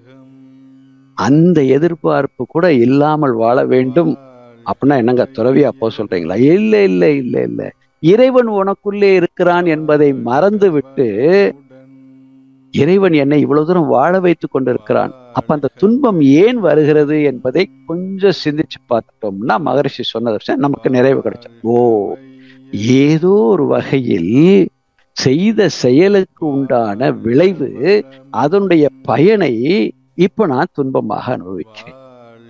அது யார் மூலமாகவும் வந்திருக்கிறது? அதனாலதான் இன்னல் புரிவோர் எதிரிகளாக நினைப்போர் கருத்துக்கு வேறுபட்டோர் எவரேனும் இருந்தால் அவர்களும் மனம் திருந்தி நல்வாழ்வு பெற கருணையோடு வாழ்த்து அப்படின்னு சொல்றேன். எதுக்காக அப்படின்னா, இன்னல் நமக்கு தேடி வருதுன்னா இப்ப நீங்க செஞ்சதுக்காக இல்ல. உங்கள்கிட்ட ஏதோ ஒரு பதிவு வந்தது பாத்தீங்களா, அந்த பதிவை நீங்க இப்ப ஆன்ம சுத்தம் பண்ண ஆரம்பிச்சிட்டீங்க இல்லையா? அப்ப உங்க ஆன்மாவை மேற்கொண்டு என்ன பண்ணும், அந்த இயற்கை உங்களை சுத்தப்படுத்தி உங்களுக்கு சின்ன சின்ன குறைகள்லாம் இருந்துன்னா அதுவே சரி செய்யும். அப்ப ஒரு பெரிய துன்பம் வருது அப்படின்னா அந்த துன்பத்தினுடைய சிறு அளவை மட்டும் நீங்க தாங்கிக் கொள்ளக்கூடிய அளவுக்கு உங்களுடைய அறிவு நுட்பம் வேலை செய்து அதை சமாளிக்கக்கூடிய பக்குவத்தை தரக்கூடிய ஒரு நிதானம் தான் தவம். எனக்கு வரவே கூடாது அப்படின்னா அரிசி நல்லா கொதிக்கிற தண்ணீர்ல போட்டாதான் வெந்தாதான் சுவையான சோறு. அது எப்படி வேக வைக்கிறதுனா முடியாது. அப்போ நாம நம்மை படம் பார்ப்பதற்கும் படம் போட்டு வெளியே எடுப்பதற்கும் சில கருவிகள் கர்மாக்கள் அப்படின்னு நம்ம சொல்றோம்னா, கர்மானா வேற ஒண்ணும் இல்லை, பதிவுகள் தான் இருக்கதானே செய்யும். அதை கொஞ்சம் கொஞ்சமா மாத்துறதுக்கு தான் இது. அதனால சின்ன சின்ன துன்பங்கள் மயக்கத்தினால் நீங்களாக ஏற்படுத்திக்கிட்ட துன்பம் நோயாக மாறும். சரியா? 6 குணங்களை சீரமைக்கிட்டோம் அப்படின்னா, சீரமைச்சு நான் கரெக்டா இருக்கேங்க, எஸ், பேராசை இல்லை, என்கிட்ட நிறை மனம் இருக்குது, எனக்கு சினம் இல்லை, நான் நல்ல பொறுமையாக இருக்கிறேன், கற்பு நெறி கரெக்டா இருக்கேன், உயர்வு தாழ்வு மனப்பான்மை என்கிட்ட இல்லை, வஞ்சம் இல்லை, ஒழுக்கத்தோட இருக்கிற எல்லாத்தையும் கரெக்டா வச்சிருக்கிறேன், கடும்பற்று கிடையவே கிடையாது, எஸ், குட். அப்ப இன்னையில இருந்து எனக்கு எல்லாமே இன்பமாக இருக்கணும்னா அப்பதான் இனிமே உங்களுக்கு எல்லாமே இன்பமாக இருக்கும். என் கருவழியாக வந்த என்னுடைய கருத்தொடருக்கு இந்த புண்ணியங்கள் ஏதோ ஒரு வகையில் சேரும்.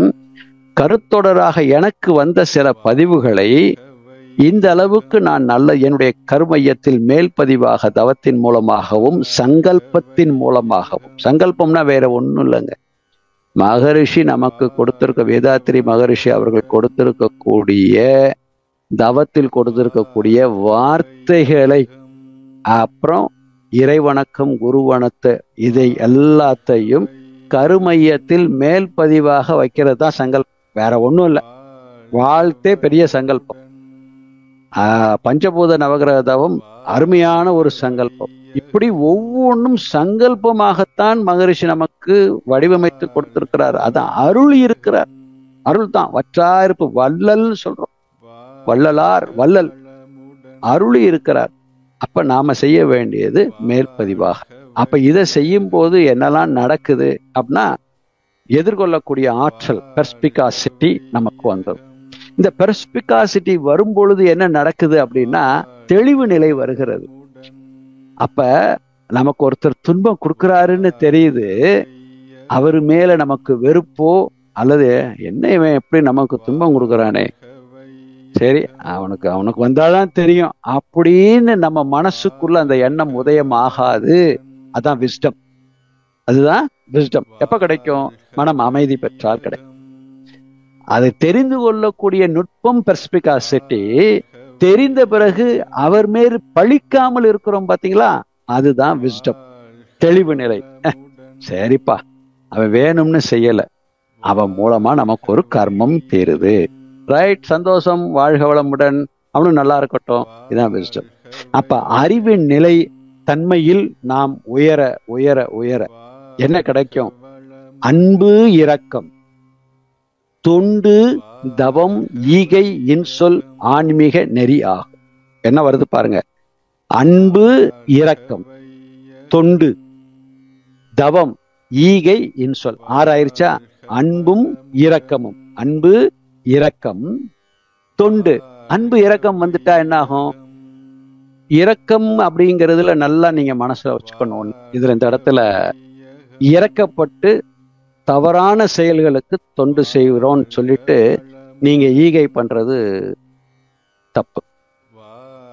ஏன்னா இன்றைய காலம், இன்றைய சூழ்நிலை அப்படித்தான் இருக்கு. அன்பை செலுத்துங்க. இரக்கம் அப்படிங்கிறது என்ன அப்படின்னா, நீங்க ஒருத்தருக்கு உதவி செய்யலாம், தொண்டு செய்யலாம், ஆனால் அந்த உதவியையும் தொண்டையும் பெறக்கூடிய நபர் அதற்கு தகுதி உடையவர்களாக இருக்கிறார்களா என்பதை கொஞ்சம் சிந்தித்து பார்த்து செய்ய வேண்டும். இல்லாட்டி அந்த ஒரு உயிர் மேற்கொண்டு கெடுவதற்கு நீங்க தெரிந்தோ தெரியாமலோ உங்க இரக்கத்தினால் நீங்க அவங்களுக்கு ஏதோ ஒண்ணு செய்றீங்கன்னு அர்த்தம். அது பாவம் அல்ல.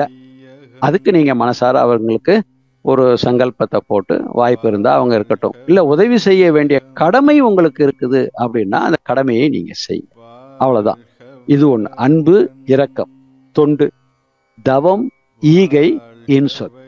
இதெல்லாம் என்னவாகுமா? தவம்னா என்ன சொல்றாரு மகரிஷி? இந்த இடத்துல அகதவம்னு போடல, தவம்னு சொல்றார். தவம்னா நிதானம்னு இந்த இடத்துல எடுத்துக்கணும். அன்பு, இரக்கம், தொண்டு, தேவை அறிந்து தொண்டு செய்தல், தவம். அப்ப நிதானம். அகதவம்னா நாம செய்யக்கூடிய உயிர் மேல் வைக்கக்கூடிய தவம். இந்த இடத்துல தவம்னா என்னன்னா நிதானம்னு எடுத்துக்கணும். அதாவது விவேகம்னு எடுத்துக்கோமா? விவேகம். ஈகை. ஈகைங்கிறது அந்த ஒரு பிரதிபலன் எதிர்பார்க்காமல் செய்யக்கூடியதுதான் ஈகை. இன்சொல். நம்மளுடைய உலக சமுதாய சேவா சங்க தலைவர் அடிக்கடி சொல்லுவார், இன்சொல் அப்படின்னு. அவர் சொல்லும் போதே அவர் சிரிச்சுக்கிட்டு சொல்லுவார், இன்சொல் அப்படின்னு சொல்லுவார். அது ரொம்ப நல்லா இருக்கும். அந்த மாதிரி இன்சொல் இதெல்லாம் எங்கேருந்து வரும்னா ஆன்மாலேருந்து வரக்கூடிய எது? அந்த ஆழ்மனம்னு சொல்றோம். இது மிருகங்களுக்கு கிடையாது. மிருகங்களுக்கு புறமணமும் நடுமணமும் புலன் சார்ந்தது. அப்ப ஆழ்மனம் என்பது ஆன்மா சார்ந்தது, அரூபியானது. அப்ப அதுதான் யூக அறிவாக இருக்கக்கூடியது.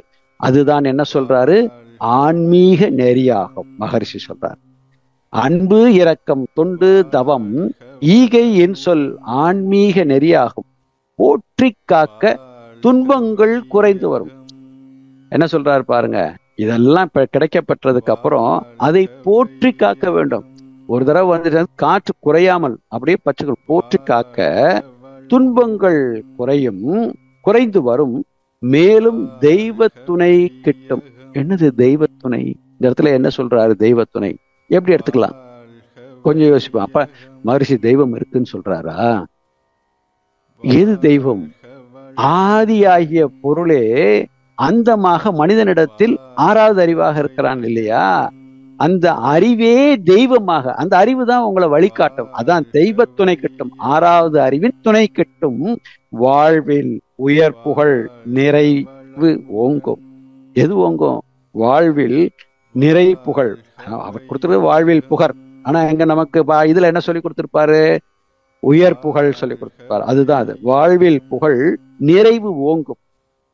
வாழ்வில் புகழ் நிறைவு ஓங்கும். அப்ப வீண் புகழுக்காக நாம மனம் அலையாது, நிறைவு ஓங்கும். தன்முறையில் தனி மனிதன் வாழ கற்றல். நாட்டினிலும் வீட்டினிலும் அமைதி ஓங்கும். மகரிஷி என்ன சொல்றாரு? உலக அமைதி தானே. அப்ப மனம், மனமே நீ யாரு?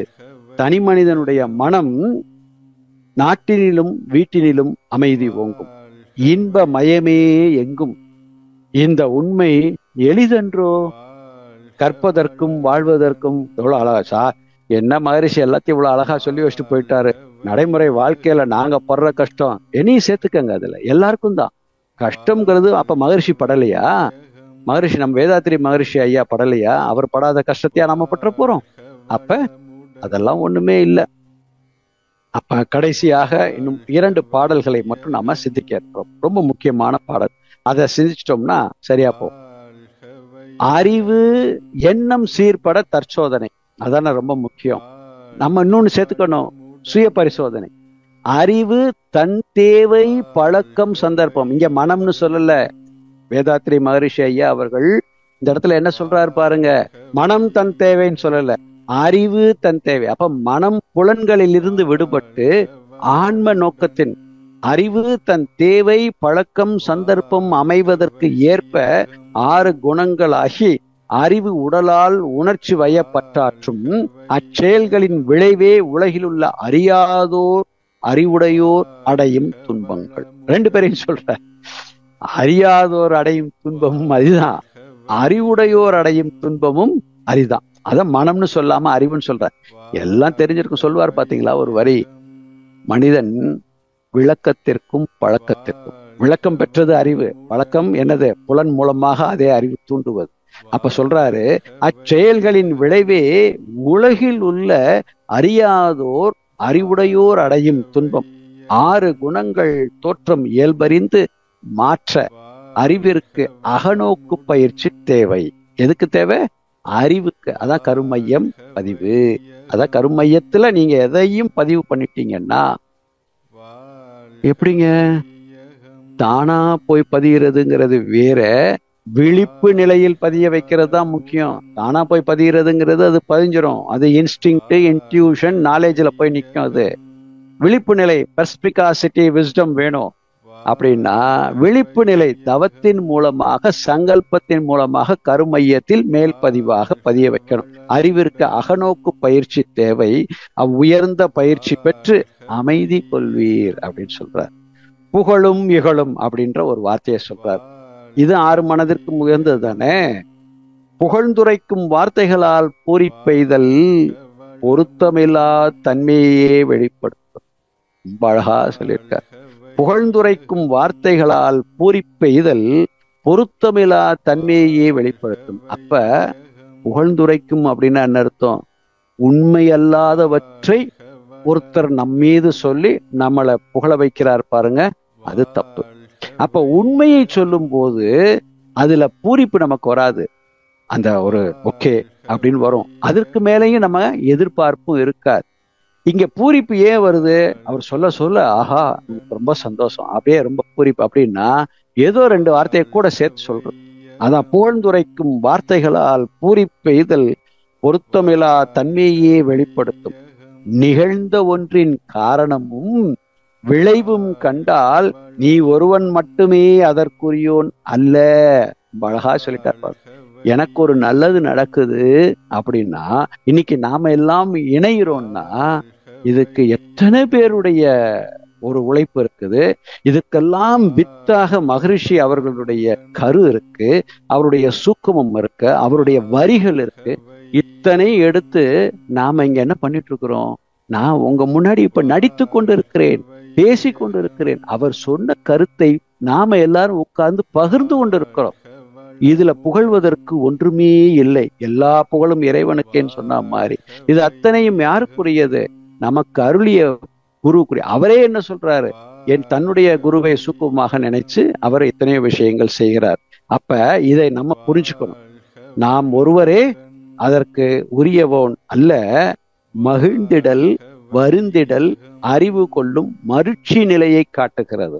மருட்சி நாமளா அறிவு நிலையில ஏற்படுத்தக்கூடிய மருட்சி நிலையை காட்டுது. அங்கே ஊன்றி பாரீர், அதான் உத்து பாரீர். ஊன்றி பாரீர்னா ஆராய்ந்து செய்து பாரீர். இகழ்ந்துரைகளை ஏற்று ஏன் எழுந்தது என்றாய்ந்து திருந்துவது உயர்வா. எங்கேயாவது இடத்துல நமக்கு ஒரு இகழ்வுரை வருகிறது என்றால் அதை இந்த மனம் ஏற்றுக்கொண்டு அது ஏன் வந்தது என்று ஆராய்ந்தால் திருத்துவதும் திருந்துவதும் இயல்பாக மாறும். இல்லாட்டி என்ன பண்ணுவோம்? நாம ஏதாவது ஒரு காரணம் சொல்லி கொண்டே போவோம். அப்ப புகழை காட்டிலும் எனக்கு ஒருவர் என்னை இகழ்கிறார், இகழக்கூடியவர் யார் என்று பார்க்க வேண்டும். என்னை ஒருவர் இகழ்கிறார் என்றால் இகழக்கூடியவர் எதற்காக இகழ்கிறார்? அப்ப அவர் இகழவில்லை, ஏதோ ஒரு கரெக்ஷன் நம்ம பண்ண வேண்டியது இருக்கு. அதை பண்ணணும்ன்ற ஆர்வம் அவருக்குள்ள இருக்கக்கூடிய அந்த இறைவன் சொல்லுகிறான் என்று கேட்டு, அது என்னால் என் அறிவுக்கும் என் உடலுக்கும் என் தகுதிக்கும் ஏற்புடையதாக இருந்து நான் திருந்த வேண்டியதாக இருந்தால் திருந்திக் கொள்ளலாம்.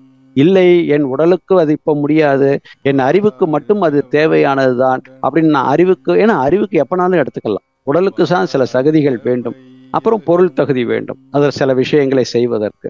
இந்த 2 இல்லைன்னா அறிவுக்கு எங்கே இருந்தாலும் நல்ல விஷயங்களை எடுத்துக்கொள்ளலாம். எடுத்துக்கொண்டோமே ஆனால் திருந்துவது உயர்வாகும். 6 மனமே நீ 6 அமைதி பெற்றால் நீயும் தெய்வம்தான், தெய்வமாகவே வாழ முடியும் என்று பாடல்களும் சித்தர்களும் ஞானிகளும் எத்தனையோ எடுத்துரைத்திருந்தாலும் தெய்வமாக வாழ்வதற்கு வழிகாட்டியாக வாழ்ந்து காட்டியவராக, இன்னும் நீ எல்லாம் வாழ வேண்டும் என்று தன்னுடைய பிள்ளையாக நம்மை எல்லாம் நினைத்து கொண்டு நம்மை வாழ வைப்பதற்காகவே பல வரிகளை நமக்கு வடித்து கொடுத்திருக்கிறார். அன்பர்களே, கருமைய பதிவு இன்னும் உயர வேண்டும் என்றால் தினமும் ஒரு பாடல் அல்லது ஒரு வரியாவது வேதாத்திரி மகரிஷி அவர்களுடைய வார்த்தையை, வரிகளை நம்முடைய கருமையத்தில் பதிய வைத்து வாழ முயற்சி செய்யும் பொழுது அந்த ஆறு மனம் ஆறாக, நீ ஆறாக பொறுமையாக, நிதானமாக, விவேகத்தோடு சிறப்பாகவும் உயர்வாகவும் வாழ முடியும் என்ற சிந்தனையோடு வாய்ப்பளித்த ஆழியார் அறிவுத்திருக்கோயிலுக்கும் ஸ்மார்ட்டுக்கும் இணைப்பில் இணைத்த அத்தனை உயிர்களுக்கும், இணைந்திருக்கக்கூடிய உயிர்களுக்கும் வாழ்க வளமுடன் என்று வாழ்த்தி வணங்கி குருவுக்கே இதனை சமர்ப்பணம் செய்து நிறைவு செய்கிறேன். வாழ்க வையகம், வாழ்க வையகம், வாழ்க வளமுடன். இனி கேள்வி பதில் நிகழ்ச்சிக்கு செல்வோம். கேள்வி கேட்கும் விரும்பும் அன்பர்கள் தங்களுடைய கைபேசியை தாங்களே அன்மியூட் செய்து கொண்டு கேள்விகளை மட்டும் சுருக்கமாக கேட்கும்போது அது அனைவருக்கும் பயனுள்ளதாக அமையும் என்பதை அன்போடு தெரிவித்துக் கொள்கிறோம். முதலாவது அன்பராக ராஜாராமன் ஐயா, நீங்க கேட்கலாம். உங்களுக்கு அன்மியூட் கொடுத்தாச்சுங்க ஐயா. ஐயா வாழ்க வளமுடன். வாழ்க வளமுடன் ஐயா. ராஜாராமன், சென்னை பழவந்தாங்கல் பேசுறேன் ஐயா. வாழ்க வளமுடன், வாழ்க வளமுடன். இல்ல, அருமையான தலைப்பு, நல்ல சிந்தனை கருத்து கொடுத்தீங்க. 6 மணி நேரம் நீங்க உங்களுடைய பேச்சு வந்து ரொம்ப ஒரு காலேஜ் ப்ரொஃபஸர் மாதிரி இருந்தது. அருமையான டெலிவரி சார். நன்றி. ரசித்து கேட்டாங்க. குருவே சுகமாக அருளுகிறார், அவ்வளவுதான்.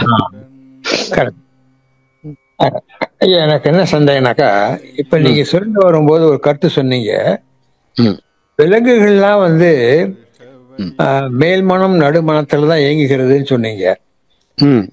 ஆனால் நான் என்ன கேள்விப்பட்டேன்னா, விலங்குகளுக்கு வந்து மனம் கிடையாது, மனம் செயல்படல, அது அந்தந்த அறிவு இருக்கிறதே அதுக்கு தெரியாதுன்னு சொல்றாங்க. இது கொஞ்சம் மாறுபட்ட கருத்து விளக்கம் கொடுங்கய்யா. இல்ல, நீங்க சொல்றதும் 100% கரெக்ட் தான். ஆனா மனம் என்றால் என்னங்கிற ஒரு தெளிவு நிலைக்கு நாம முதல்ல வந்துடணும். மனம்னா நம்ம என்ன நினைச்சிட்டோம்னா, 6வது அறிவு மட்டும்தான் மனம் என்று நினைச்சிட்டோம். இந்த மனம்ங்கிற தலைப்புல மகரிஷி மனம்னா என்னன்னு ரொம்ப தெளிவா கொடுத்திருக்கிறார் அந்த ஒரு 15 பாடல்ல. இப்ப மனம்னா நம்மளுடைய நினைவுக்கும் நம்மளுடைய பழக்கத்திற்கும் வந்திருக்கக்கூடிய ஒரு விஷயம் என்ன அப்படின்னா, 6வது அறிவு தான் மனம் என்று வந்துருச்சு. இப்ப உதாரணத்திற்கு நம்ம வீட்டுல ஒரு செல்லமா ஒரு ஒரு பிராணி வளர்க்குறோம். அது பசுவாக இருக்கலாம், நாயாக இருக்கலாம், எது வேணாலும் இருக்கலாம். இப்போ பழகியவரிடத்தில் அது அன்பை செலுத்துறதும், பழக்கம் இல்லாதவர்கள் வரும் பொழுது அது மிரளுவதும் என்ன வித்தியாசம் அப்படின்னு யோசிச்சு பார்த்தோம்னா, அங்க ஏதோ ஒரு வகையில அதுக்கு ஒரு பிணைப்பு, அன்பு இருக்கு. இப்ப நம்ம சொல்லுவோம் இல்லையா, நாய் ரொம்ப நன்றி உடையது, பசுவுக்கு நல்ல குணம் இருக்கு, நாய் மோப்ப சக்தியில், இப்படி ஒவ்வொன்றுக்கும் ஒவ்வொரு ஆற்றல் இருக்கு. பாத்தீங்களா? இந்த மனம் என்பது கொஞ்சம் டீப்பா எடுத்து பார்த்தோம்னா, சுருக்கமா சொல்றேன், உங்களுக்கு தெரிஞ்சிடும். மனம் என்பது விலங்கினத்தில் 5 புலன்கள் வழியாக, இப்போ ஒரு 10 வருஷம் கழிச்சு உங்க வீட்டுல உள்ள நபர் ஃபாரின் போயிட்டோ அல்லது வெளியூருக்கு போயிட்டோ வராரு. அப்ப அந்த உங்க வீட்டுல வளர்த்திருக்கக்கூடிய ஒரு நாய் வந்து ஒரு 12 வருஷம் 14 வருஷம் ஆயிப்போச்சு. அந்த அவர் வர்றதுக்கு 10 வருஷம் கழிச்சு வர்றாரு. அது அவரை பார்த்த முதல்ல கொஞ்ச நேரம் யோசிச்சு அதுக்கப்புறம் அப்படியே மோந்து பார்த்து அப்படியே வாலாட்ட ஆரம்பிச்சிடும். அப்ப அங்க ஒரு பதிவு இருக்கா, பதிவு. அப்ப அந்த பதிவு எதன் மூலமாக அங்க வெளியேறுதுன்னா, மோப்ப சக்தியின் மூலமாக வெளியேறுகிறது. இப்ப அதே மாதிரி நாமளும் 10 வருடம் கழித்து ஒரு நண்பரை சந்திப்போம். இவர் எங்கேயோ பார்த்த மாதிரி இருக்கு அப்படின்னு, இதெல்லாம் எங்கன்னா பதிவு தான். அப்ப எங்க போய் பதிஞ்சிருக்குன்னா கருமையத்துல பதியுது. அது மோப்ப சக்தியின் மூலமாக அந்த நபரை மோப்ப சக்தியின் மூலமாக உள்ள அடையாளம் காணுகிறது. நாம 6வது அறிவின் மூலமாக யூக அறிவுல பார்க்கிறோம். இப்ப நம்ம வீட்லயே ஒரு பெட் அனிமல்ஸ் ஷோவுக்கு கொண்டு போறோம். நம்ம வீட்டு நாயை நம்ம கண்டுபிடிச்சிருவோம், நம்ம வீட்டு நாய் நம்மளை தேடி வந்துடும், எல்லா நாயும் ஒரே மாதிரி இருந்தா கூட. அப்ப அங்கேயும் மனம் எப்படி செயல்படுதுன்னா, அங்க வந்து 5 அறிவு நிலையில் செயல்படுகிறது. மனிதனிடத்தில் மனம் 6வது அறிவாக அந்த 5 புலன்களுடைய உதவியும் எடுத்து, மனம் இல்லாம வாழ்க்கையே கிடையாது. மனம் இருந்தா தான் வாழ்க்கையே. 6வது அறிவு மட்டும் இருந்து வாழவே முடியாது, மனம் இருந்தா தான் வாழவே முடியும். அப்ப மனம் அப்படிங்கிறது பேசிக். 5 ஞானேந்திரியங்கள் ரொம்ப ரொம்ப ரொம்ப முக்கியம் பதிவுகளுக்கு. அந்த பதிவுகள் மூலமாக 6வது அறிவு செயல்படுதுங்கய்யா. வாழ்க வளம். நன்றி, அதனால விளக்கம் கொடுத்தீங்க. நன்றி. வாழ்க வளமுடன் ஐயா, மிக்க நன்றி. அடுத்த அன்பராக கிருபாநிதி அம்மா, உங்களுக்கு அன்மீட் கொடுத்தாச்சு, நீங்க பேசலாமா? அம்மா வாழ்க வளமுடன். ஐயா வாழ்க வளமுடன். ஐயா இனிய புத்தாண்டு வாழ்த்துக்களும் பொங்கல் வாழ்த்துக்களும். ரொம்ப மகிழ்ச்சி, ரொம்ப மகிழ்ச்சி. நன்றி. நன்றி ஐயா. ஐயா ஐயா இப்ப மத்தவங்க எல்லாம் இப்ப நான் ஒரு வாரமாவே ஜூம் ஒழுங்கா கேட்க முடியல, இந்த பொங்கல் வந்ததுல இருந்து. சரி அப்படி எப்படி வச்சுக்கிட்டாவது கேட்டோம். ஆனா நீங்க ஜூம்ல அட்டன் பண்ணல ஒரு நிமிஷம் கூட கண்ணை விளக்க முடியாது. ஏன்னா உங்க பாடி லாங்குவேஜ் பாதி சொல்லும். நீங்க சொல்றதை விட பாடி லாங்குவேஜே பாதி கருத்துக்கள் சொல்றது மாதிரி நான் ஃபீல் பண்ணுவேன். ரொம்ப நன்றி ஐயா, வாழ்க வளமுடன். ஆறு மணமே ஆறுன்னு கூட நான் எனக்கு இந்த பாட்டு தான் ஞாபகம் வந்துச்சு. ஆறு மணமே யாரு, ஆண்டவன் கட்டளை யாருன்னு ஒன்றே சொல்வார். அதெல்லாம் கண்டதா ஐயா. இப்ப எனக்கு கேள்வின்னு கேட்கல, இது இப்ப நீங்க பேசுல இருந்து வந்து எனக்கு ஒரு சந்தேகம்னு நினைக்கிறேன். மனம், அறிவு, குணம், அது வந்து மனம் அலை, அறிவு இருப்பு, குணம் இயக்கம். இது எல்லாமே அருவ நிலை தான். நம்ம கண்ணால எதையுமே பார்க்க முடியாது. அருவ நிலையில் இருக்குது. செயல்படும் போது உருவத்தை கொண்டு அது செயல்படும், அவ்வளவுதான். செயல்படுது ஐயா. அதே மாதிரி இப்ப புறமனம், நடுமனம், அடிமனம், ஆழ்மனம். நல்ல மனதுல இத்தனை வகை அழகா பிரிச்சு சொன்னீங்க. இந்த மனங்கள்ல ஏற்படுற ஒரு எண்ணங்கள் தான் கருமையத்துல போய் பதிவாகுது. மனங்கள் அப்படிங்கிறது இந்த இடத்துல கருவிகளாக இருப்பது நமக்கு புலன்கள், ஞானேந்திரியங்களும் கர்மேந்திரியங்களும். அப்ப மனம் என்றால் நாம இன்னொரு வகையில எப்படி இனிமே சிந்திக்கணும். ஐயா கூட கேட்டாங்க இல்லையா, மனம் என்பது காந்தத்தின் ஒரு தொகுப்பு தான். மனம் காந்தம் தானே. மனம் உயிரின் படர்க்கை தானே. உயிரின் படர்க்கை விரியும் பொழுது அது காந்தமாக, உயிரினுடைய இயக்கத்தில் என்ன விசை வெளியே வருது, காந்தம் வருது. அப்ப உடலுக்குள் அந்த விண்ணு இயங்கும் போது அது உயிராக, உயிர் ஜீவ காந்தமாக மாறுகிறது.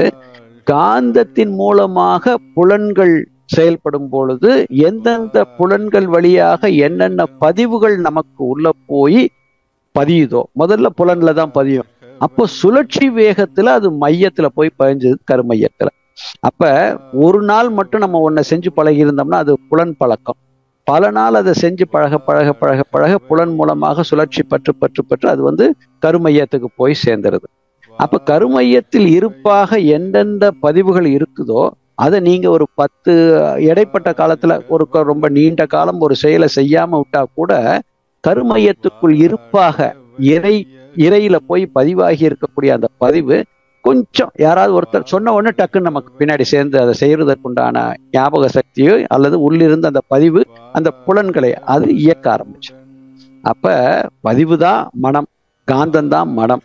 இதை நம்ம வச்சுக்கணும். அப்ப இந்த காந்தம் பதிவு உள்ளிருந்து முதல்ல என்ன பண்ணுது, வெளியே எண்ணங்களாக தோற்றுவிக்குது. ஒரு எழுச்சி, ஒரு வேகம். அந்த வேகம் சீற்றமுடையதாக இருந்தால் விவேகம் இல்லாமல் புலன்களை இயக்கும்.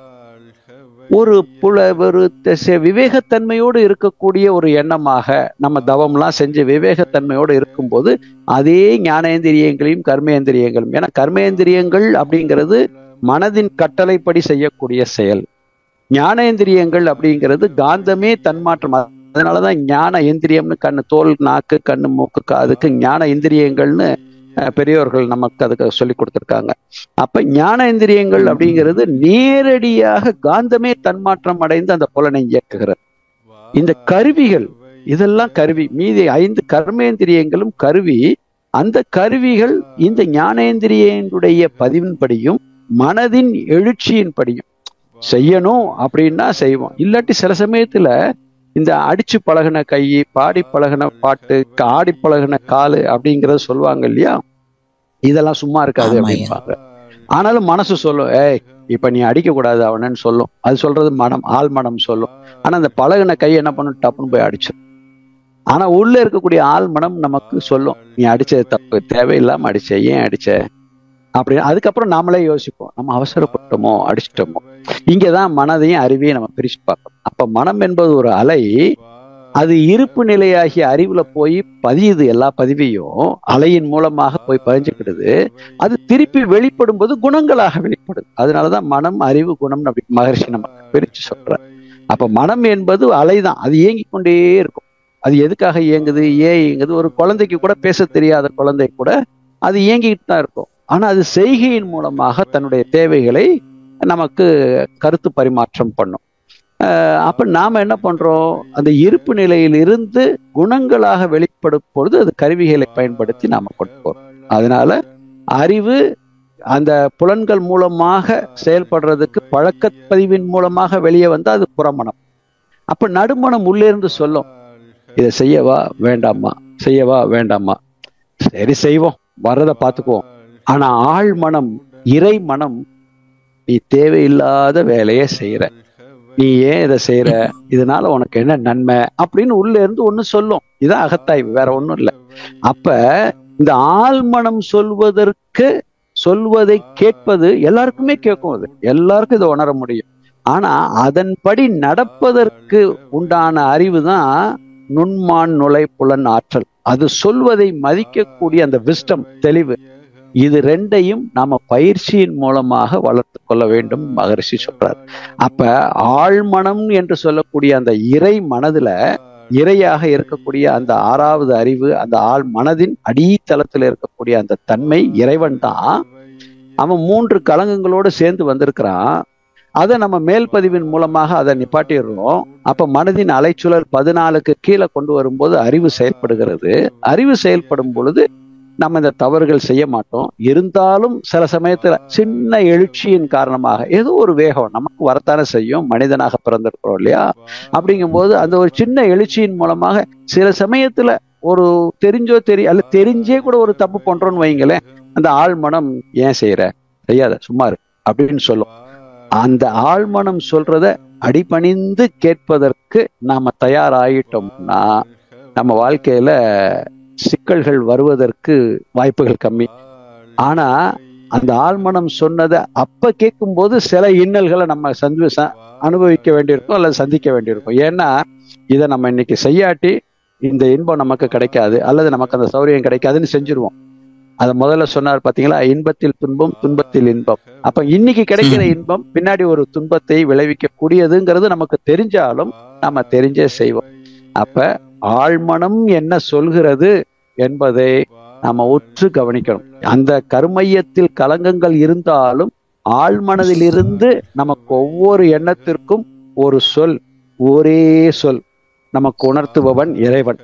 அவன் சொல்வதை கேட்பதற்கு தடையாக இருப்பதும் அந்த பதிவுகள் தான். அந்த பதிவுகளை மேல் பதிவின் மூலமாக சரி செய்தோம்ட்டா புறமனமும் நடுமனமும் ஆழ்மனமும் ஒன்றே சொல்வான், ஒன்றே செய்வான், உள்ளத்தில் உள்ளது அமைதி அப்படின்றது வந்துடும். நன்றி. ஒரு ஆளுக இருக்காங்க, கொஞ்சம் தான், ஒரே ஒரு சின்ன விளக்கம். இப்ப புறமணம், நடுமணம், அடிமன, ஆழ்மனத்துல எழுற எல்லாமே கருமையத்துல பதிகிறது, எல்லாமே ஒரு மாதிரியா பதியுமா, இல்ல அது நம்மளால கரைக்க முடியாது மாதிரி இருக்குமா அப்படிங்கிறது எனக்கு ஒரு சின்ன வேரிஃபிகேஷன். மகரிஷி அதுக்கு நமக்கு தெளிவா விளக்க சொல்லியிருக்காரு. பதிவுகள் இப்ப நீங்க பேனா வச்சு ஒண்ணு எழுதிட்டீங்க அப்படின்னா அதுக்கு மேல வெள்ளை மைய ஒண்ணு வச்சு அதை அழிப்போம் இல்லையா, நம்ம சாதாரணமா செய்யறோம். பேனால எழுதுனது. ஆமா, அதே இது பென்சில்ட்டு எழுதுனோம்னா ரப்பரை வச்சு அழிப்போம். ஆனா ரெண்டுக்கும் கீழே அந்த பேப்பர்ல பாத்தீங்கன்னா அந்த தடம் இருக்கதான் செய்யும். தடத்தை நீங்க மாத்த முடியாது. அப்ப பதிவுகள் ஒருக்க பதிஞ்சிட்டாலும் பதிஞ்சதுதான். ஆனா எப்படி அந்த வெள்ளை மைய கொண்டு பழச வெளியே தெரியாம பாக்குறோம், ஏற்கனவே எழுதுனதை மறைச்சிட்டு அதுக்கு மேல இன்னொன்னு எழுதுறோம். அப்ப ஏழை எழுதுறது தான் நமக்கு வெளியே தெரியும். அதே மாதிரி மேல் பதிவாக நாம நல்லதை பதிவு செய்ய அந்த ஆழ்மனதினுடைய இயக்கம் 14 அலைச்சுழலுக்கு மேல மனதை இயக்க ஆரம்பிக்கும். எப்ப மனம் அப்படிங்கிறது நம்மளுடைய அல்பா ஸ்டேஜ், அதாவது ஆக்னை துரியம், துரியத்துக்கு மேல அட்லீஸ்ட் துரிய நிலையில் இருந்தாவது நம்மளுடைய வாழ்க்கையை நம்ம பர்மனண்டா நடத்த ஆரம்பிச்சிட்டோம் அப்படின்னாலே அறிவின் தன்மையிலிருந்து தான் நாம் செயல்படுகிறோம். அதனுடைய விளைவுகள் கொஞ்சம் தாமதமா நமக்கு வரும். ஏன்னா நம்மளை சுத்தி எத்தனை பேருடைய வாழ்க்கையோட நம்ம தொடர்பு கொண்டு நம்ம நடத்தணும் இல்லையா. அதனால அதுல விளைவுகள் கொஞ்சம் முன்ன பின்ன கிடைக்கும். நம்ம நினைச்ச மாதிரியே கிடைக்கணும்னு சொல்ல முடியாது. தப்பு கணக்கிட்டு தான் ஒன்று எதிர்பார்த்தால் ஒப்புமோ இயற்கை விதி, ஒழுங்கமைப்பிற்கு ஒற்றபடின்னு மகரிஷி சொல்லியிருக்காரு இல்லையா. அது மாதிரி அந்த ஒழுங்கமைப்பு நம்ம சுத்தி இருக்கிறவங்களை சார்ந்தும் இருக்கிறதுனால தனக்கோ பிறருக்கோ தற்காலத்திலோ பிற்காலத்திலோ உடலுக்கோ உயிருக்கோ துன்பம் தராத நிலையில் நன்மை தரக்கூடியதை மட்டும் நாம செய்வோம். அதுதான் ஆழ்மனம். அப்ப அந்த கண்டிப்பா. நறுமணம் புறமணம் அப்படிங்கிறது ஆழ்மனம் சொல்வதை கேட்டு செயல்பட வேண்டும் அப்படிங்கிறது தான் மகரிஷியுடைய கருத்து. அவர் அதைத்தான் வலியுறுத்துகிறார். வாழ்க வளமுடன். நன்றி ஐயா, ரொம்ப சிறப்பு. நல்ல விளக்கம். வாழ்க வளமுடன் அம்மா. வாழ்க வளமுடன் அம்மா. வாழ்க வளமுடன் அம்மா. நீங்க கேட்ட கேள்விக்கு நிறைய பேருக்கு இது பதில் கிடைச்சிருக்கும். வாழ்க வளமுடன்மா. மிக்க நன்றி. அடுத்த அன்பராக மகேஷ் ஐயா, நீங்க பேசலாம் ஐயா. உங்களுக்கு அன்மிட் கொடுத்தாச்சுங்கய்யா. ஐயா வாழ்க வளமுடன். வாழ்க வளமுடன் ஐயா. ஐயா இப்ப சிந்தனை சிறப்பா இருந்துச்சு. நன்றிங்க. அதே மாதிரி இப்போ கொடுத்த விளக்கம் கூட ரொம்ப நல்ல உபயோகமா இருந்தது. எனக்கு வந்து சில விஷயங்களை வந்து சரி பண்ணிக்கணும்னு நினைக்கிறேன். அதாவது என்னன்னா வந்து இப்போ நான் அகத்தாய் வரைக்கும் முடிச்சிட்டேன். என்னால முடிஞ்ச வரைக்கும் அகத்தாய் அது மாதிரி பிரம்மஞானம் எல்லாம் முடிச்சிட்டேன். சரிங்க. முடிச்ச வரைக்கும் நல்லா பண்ணதா அது அகத்தாய் பண்றது, பிரம்மஞானம் பண்றது மீன்ஸ் அதெல்லாம் எல்லாம் பண்ணிட்டு இருக்கேன். எனக்கு என்ன ஒரு கொஞ்சம் என்ன ஒரு விஷயம்னாங்கய்யா, இப்ப வந்து எனக்கு சில விஷயம்லாம் பண்ணும்போது, அதாவது டென்ஷன் ஆகாமலாம் இருக்கேன். மிச்சம் யாராவது சொன்னா கூட ஒரு அளவுக்கு இதாயிடுது. நான் கொஞ்சம் அமைதியா இருக்கிறேன். தனிமையில இருக்கும்போது அது சில விஷயங்கள் வந்து இப்படி சொல்லிருக்கலாமோ, அப்படி சொல்லிருக்கலாமா, அப்படி சொல்லிருக்கலாமா, இப்படி சொல்லிருக்கலாமோ வருது. அதே சமயம் வந்து இப்போ யாராவது ஏதாவது சொன்னா கூட வந்து என்னன்னா அவங்க மேல குறை சொல்லாம என் மேல குறைய சரி பண்ணணும்னு நினைக்கிறேன். அது வந்து எப்படின்னா வந்து இப்போ நம்ம அவங்க சொல்லாத மாதிரி குணத்தை நல்லா வச்சுக்கணும்னு நினைக்கிறேன். அந்த மாதிரி இருக்கும்போது என்ன பயிற்சி பண்ணணும், என்ன மாதிரி பண்ணணும் அப்படின்னு நீங்க சொன்னீங்கன்னா அதை சரி பண்ணணும். அருமைங்க. இப்ப ஆல்மோஸ்ட் நீங்க வந்து உங்களுடைய வழிமுறையில எந்த விதமான மாறுதலும் இல்லை. ஆனா நான் போற வழிமுறை சரிதானான்னு உங்களுக்குள்ள ஒரு அப்பப்போ ஒரு சந்தேகம் ஏற்படுது, அவ்வளவுதானே தவிர அந்த சந்தேகம் வந்து அதுக்கு ரீசன் வந்து என்னன்னா, ஏதோ ஒரு எதிர்பார்ப்பு, நாம வழி நடத்தி கொண்டு போய்கொண்டிருக்கக்கூடிய பாதை சரிதானா, இந்த பாதையில் நமக்கு கிடைக்கக்கூடிய விடை இதுவாக இருக்கணும், ஆனா அந்த விடை வரலையே, நமக்கு நம்ம இந்த வழியில போறோம், இந்த மாதிரி சில நன்மைகள் நமக்கு நடக்கணுமே அப்படின்னு ஏதோ ஒரு வகையில சின்ன எதிர்பார்ப்புகள் உங்களுக்குள்ள இருந்தாலும் இந்த ஒரு சந்தேகங்கள் நமக்குள்ள வந்துகிட்டே இருக்கும். அதனால ஆனா நீங்க போய்கிட்டு இருக்க வழிமுறை வந்து கரெக்ட் தான். நீங்க சொல்றதை வச்சு பார்க்கும்போது உங்க வழிமுறை வந்து சரியாகத்தான் இருக்கிறது. அப்ப நீங்க இன்னும் கொஞ்சம் இதுல தெளிவடைய வேண்டும் என்றால், காலையில எந்திரிச்ச உடனே நைட்டு படுக்க போறதுக்கு முன்னாடியும் எந்திரிச்சு அப்படியே பெட்ல உட்கார்ந்து குருவை சூக்குமமாக உள்வாங்கி கொண்டு, குரு சூக்குமமாக என்னுள் நிறைந்திருக்கிறார், அவரே இன்று என் அறிவோடு இணைந்து என்னை வழிகாட்டி செயல்படுத்துவார் அப்படின்னு ஒரு வார்த்தைய பதிவு பண்ணிக்கங்க. ஒரு 3 தடவை சொல்லுங்க. நைட்டு படுக்கிறதுக்கு முன்னாடி அதே மாதிரி குருவின் வழிகாட்டுதல் படி இன்று எனக்கு எல்லா நிகழ்ச்சிகளும் சிறப்பாக நடந்தது, எனது எண்ணமும் தூய்மையான எண்ணமாக பிறருக்கு நன்மை தரக்கூடிய எண்ணமாகவும் குரு என்னோடு இருந்து எனக்கு வழிகாட்டினார், அதனால குருவுக்கு மானசீகமாக நன்றியை தெரிவிக்கிறேன்னு சொல்லி கொஞ்ச நாள் செய்யுங்க. அதுக்கப்புறம் உங்களுக்கு ஒரு அடுத்த நிலை வரும் பொழுது குருவே உங்களுக்குள்ள இருந்து இன்னும் பல உணர்வுகளை கொடுக்கறதுக்கு வாய்ப்புகள் உண்டு. இது வந்து கொஞ்சம் எனக்கு சாட்ல போட்டுட்டீங்கன்னா அது சேவ் பண்ணி வச்சுப்பேன். இல்ல வேற ஒண்ணும் இல்லைங்க, ரொம்ப சிம்பிளுங்கய்யா. காலையில எந்திரிச்ச உடனே இல்ல நீங்க அப்படியே மனசுல வாங்குங்க. காலையில எந்திரிச்ச உடனே இதை இப்படி பதிவு பண்ண பழகிக்கணும். காலையில் எழுந்தவுடன் நாம அப்படியே சீட்ல அப்படியே உட்காந்துக்கணும். எங்க பெட்ல உட்காந்துன்னு அப்படியே உட்காந்துட்டு கண்களை மூடி வாழ்க வையகம், வாழ்க வையகம், வாழ்க வளமுடன், இதை உங்களால எத்தனை முறை சொல்ல முடியுமோ சொல்லிட்டு, குருபிரான் வேதாத்ரி மகரிஷி அவர்கள், இது எல்லாருமே சொல்லலாம், குருபிரான் வேதாத்ரி மகரிஷி அவர்கள் சூக்குமமாக என்னோடு இணைந்து என் வழிகாட்டியாக, என் அறிவுக்கு வழிகாட்டியாக இருக்கிறார். அவ்வளவுதான். வேதாத்ரி மகரிஷி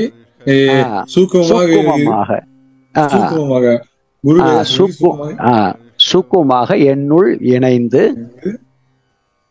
வழி நடத்துகிறார், இன்று எனக்கு துணையாக வழி நடத்துகிறார். குரு வேதாத்ரி மகரிஷி சூக்குமமாக இருந்து இன்று எனக்கு வழி நடத்துகிறார். அவ்வளவுதான். அவரை நல்லா நினைச்சுக்கங்க. எந்த ஒரு எண்ணம் வரும்போதும் குருவை லேச அந்த இந்த இந்த பதிவு இதை நீங்க முதல்ல கொஞ்ச நாளைக்கு ஒரு 7 தடவை அல்லது 9 தடவை ஆழமா உங்க கருமையத்துல பதிவு பண்ணி வைங்க. அப்ப உங்களுக்கு ஒவ்வொரு எண்ணம் எழும் பொழுதும் குருவினுடைய சுத்தமும் உங்களுக்கு துணை புரியும்.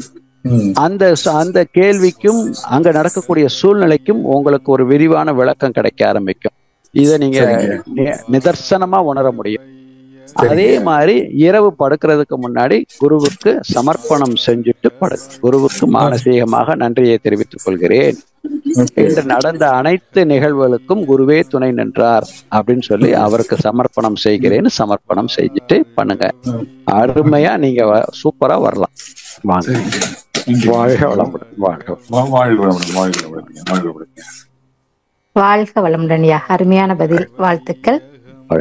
அடுத்த அன்பராக ரவி ஆறுமுகம் ஐயா, உங்களுக்கு அன்மியூட் கொடுத்தாச்சு, நீங்க பேசலாம் ஐயா. ரவி ஆறுமுகம் ஐயா, உங்களுக்கு அன்மியூட் கொடுத்தாச்சுங்க ஐயா. வாழ்க வளமுடன் ஐயா. வாழ்க. மிக்க நன்றி. இன்னைக்கு ஒரு நல்லதொரு சிந்தனை விளக்கத்தை இறையாற்றலும் குருவாற்றலும் கொடுத்ததுக்கு நன்றியை தெரிவிச்சுக்கிறேன். ரொம்ப ரொம்ப அருமையா துறவரம் குறித்து ஒரு நல்ல விளக்கம் கொடுத்தீங்க. துறவரம்னா எல்லாத்தையும் துறந்துட்டு போறது இல்லை, அளவு முறை அப்படிங்கிற ஒரு இது கிடைச்சது. புகழுக்கும் நீங்க ஒரு நல்ல ஒரு விளக்கம் கொடுத்தீங்க. கடைசி அந்த மனம் சம்பந்தப்பட்டதுக்கு மறுபடியும் அந்த அன்பர் கேட்ட கேள்விக்கு ரொம்ப தெளிவான ஒரு விளக்கம். எனக்கு எதுவும் சந்தேகம் இல்லை. நீங்க சொல்ற இந்த இன்னைக்கு கொடுத்த சிந்தனை விளக்கத்தை முடிஞ்ச அளவு இல்லை, எந்தோறும் ஃபாலோ பண்ணணும். அதுக்கு துணை புரியும். கண்டிப்பா துணை புரியும்.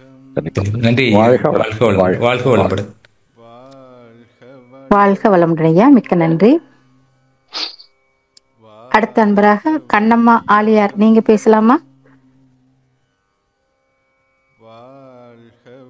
கண்ணம்மா நீங்க பேசலாமா? வாழ்க வளமுடன்ங்கம்மா. வாழ்க வளமுடன். ஐயாட்ட பேசுங்கம்மா. ஐயா வாழ்க வளமுடன்ங்க ஐயா. நன்றிங்க. ரொம்ப யோசிக்கிறேன், எல்லாத்தையும் யோசிக்கவும் சிந்தனை பண்ணவும் வச்சிருக்கிறீங்க ஐயா. நன்றிங்க ஐயா.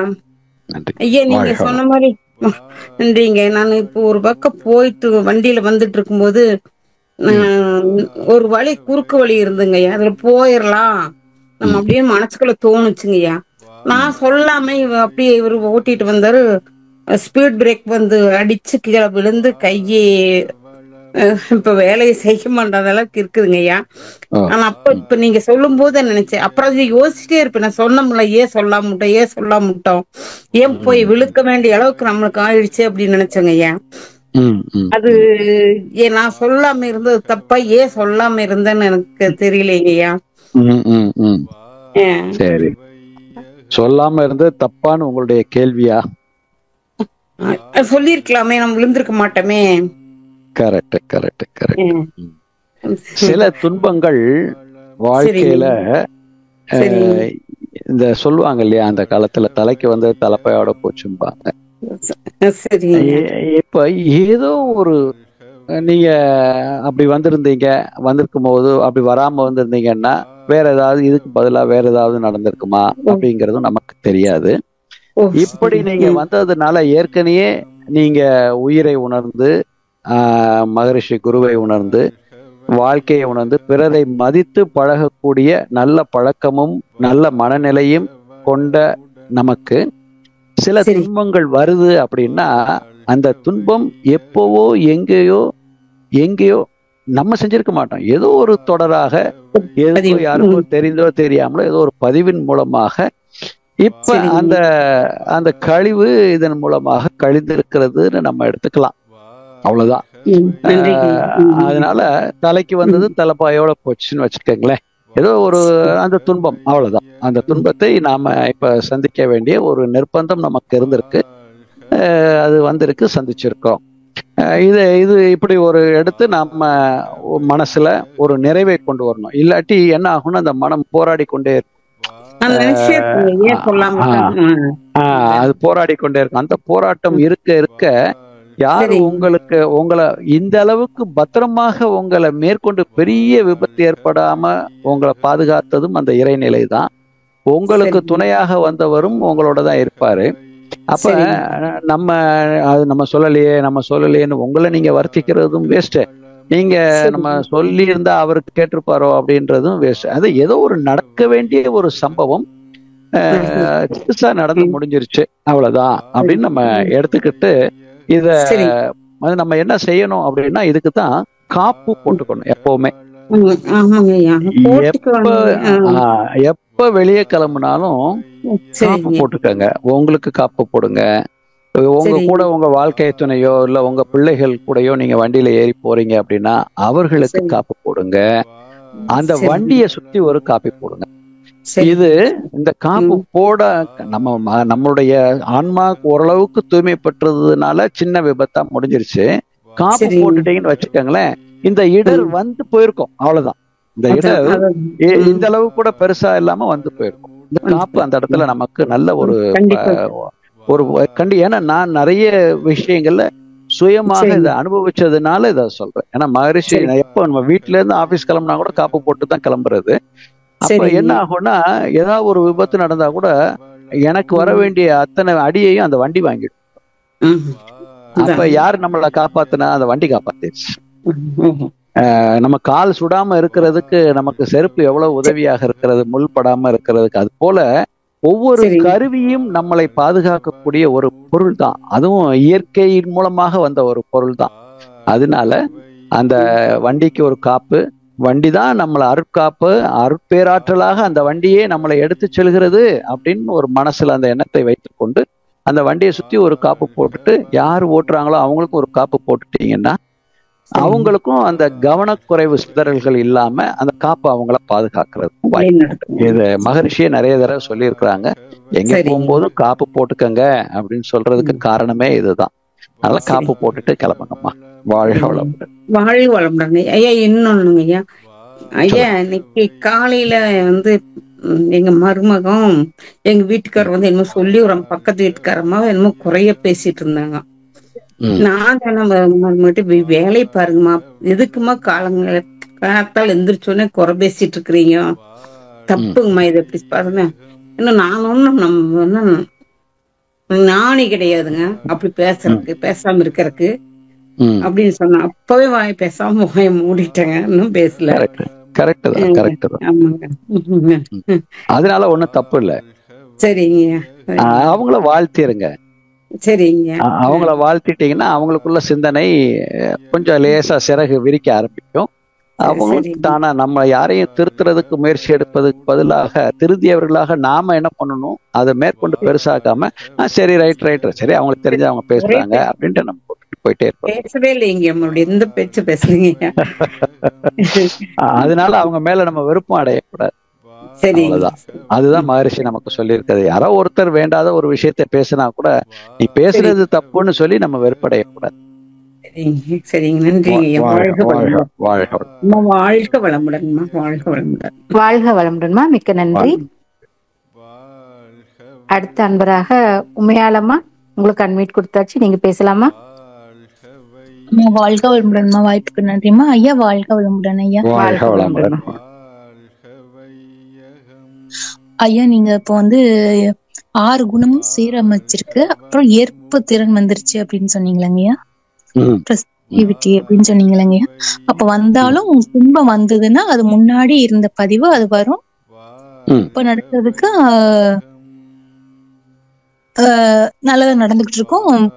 வரக்கூடிய பதிவு முன்னாடி இருந்ததுனால அப்படின்னு அர்த்தம். அப்படிதான் சொன்னீங்க. ஏதோ ஒரு துன்பம் நிகழ்காலத்தில் நம்மளுடைய எண்ணத்தாலோ சொல்லாலோ செயலாலோ வரவில்லை அப்படின்னா அது ஏதோ ஒரு காரணத்தினால யாரோ ஒருவர் மூலமாக நமக்கு ஒரு துன்பமோ அல்லது ஒரு இன்பமோ நடைபெற்றாலும் ஏதோ ஒரு பழைய புண்ணிய பதிவு, பழைய பதிவுகள், தேவையற்ற பதிவுகள் மூலமாக இன்பமும் நடக்கலாம், இன்னலும் நடக்கலாம்.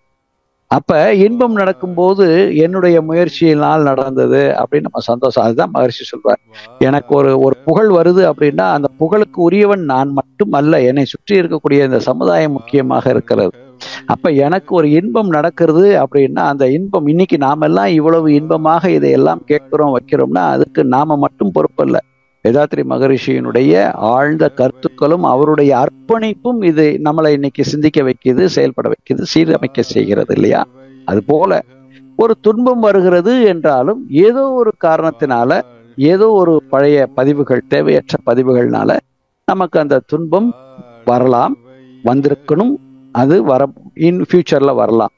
அப்படி வரக்கூடிய துன்பங்களை இப்ப இருக்கக்கூடிய அந்த 6 குணங்களை இப்ப நிகழ்காலத்தில் சஞ்சித கர்மம் பிராரப்த கர்மத்தை உடைய தொடராக வரக்கூடிய ஒரு செயலை நிகழ்காலம் என்று சொல்லக்கூடிய அகாமிய கர்மத்தில் நம்ம இந்த நல்ல சிறப்பான குணங்களை நமக்குள்ள வளர்த்து கொண்டோமேயானால் வரக்கூடிய துன்பங்களை சமாளிக்கக்கூடிய பக்குவம். இது என்ன பெரிய பிரச்சனை? துன்பமே நம்மை கண்டு துவண்டு போகக்கூடிய அளவுக்கு நம் அறிவு நிலை உயர்ந்து விட்டால் சரியா போ, அவ்வளவுதான். அதுக்குத்தான் இந்த 6 குணங்களை நம்ம வளர்த்து கொள்வோம். வேற ஒண்ணுமே இல்லை. இந்த 6 குணங்களும் என்ன குணம்? தெய்வ குணம். இந்த குணம் நம்ம கிட்ட இருக்கும்போது இப்போ இயற்கையின் பரிணாம வளர்ச்சியில முள்ளும் இருக்கிறது, மலரும் இருக்கிறது இல்லையா? அப்ப முள்ளு வரவே கூடாது, மலர் மட்டும்தான் இருக்கணும்னா முடியுமா? கசப்பும் இருக்கிறது, துவர்ப்பும் இருக்கிறது, இனிப்பும் இருக்கிறது, புளிப்பும் இருக்கிறது. இயற்கையின் பரிணாமத்துல ஏன் கசப்பு வந்தது, இனிப்பு மட்டும் வரணும்னு நம்ம சொல்ல முடியுமா? இயற்கையின் தன்மாற்றத்தில் பரிணாமத்தில் எல்லாம் இருக்கதான் செய்யும். நமக்கு என்ன தேவையோ அந்த தேவையை நுணுகி புரிந்து அறிந்து செயல்படுவதற்குண்டான பக்குவம் நம்முடைய அறிவு நிலைக்கு இருக்கு. அந்த அறிவு நிலையை வளர்த்து கொண்டால்தான் அந்த தன்மைக்கு நாம போக முடியும். அப்ப மனம் 14 அலைச்சூழலுக்கு மேல இருந்தா அறிவு நிலையில் செயல்படாது. மனம் தன் கட்டுப்பாட்டில் போய்கொண்டே இருக்கும். மனம் அறிவின் கட்டுப்பாட்டுக்கு வந்து விட்டால், மனம் என்றால் இங்க புலன்கள்னு வச்சுக்குவோம், அல்ல பழைய தேவையில்லாத பதிவுகள்னு வச்சுக்குவோம், ரைட்டா?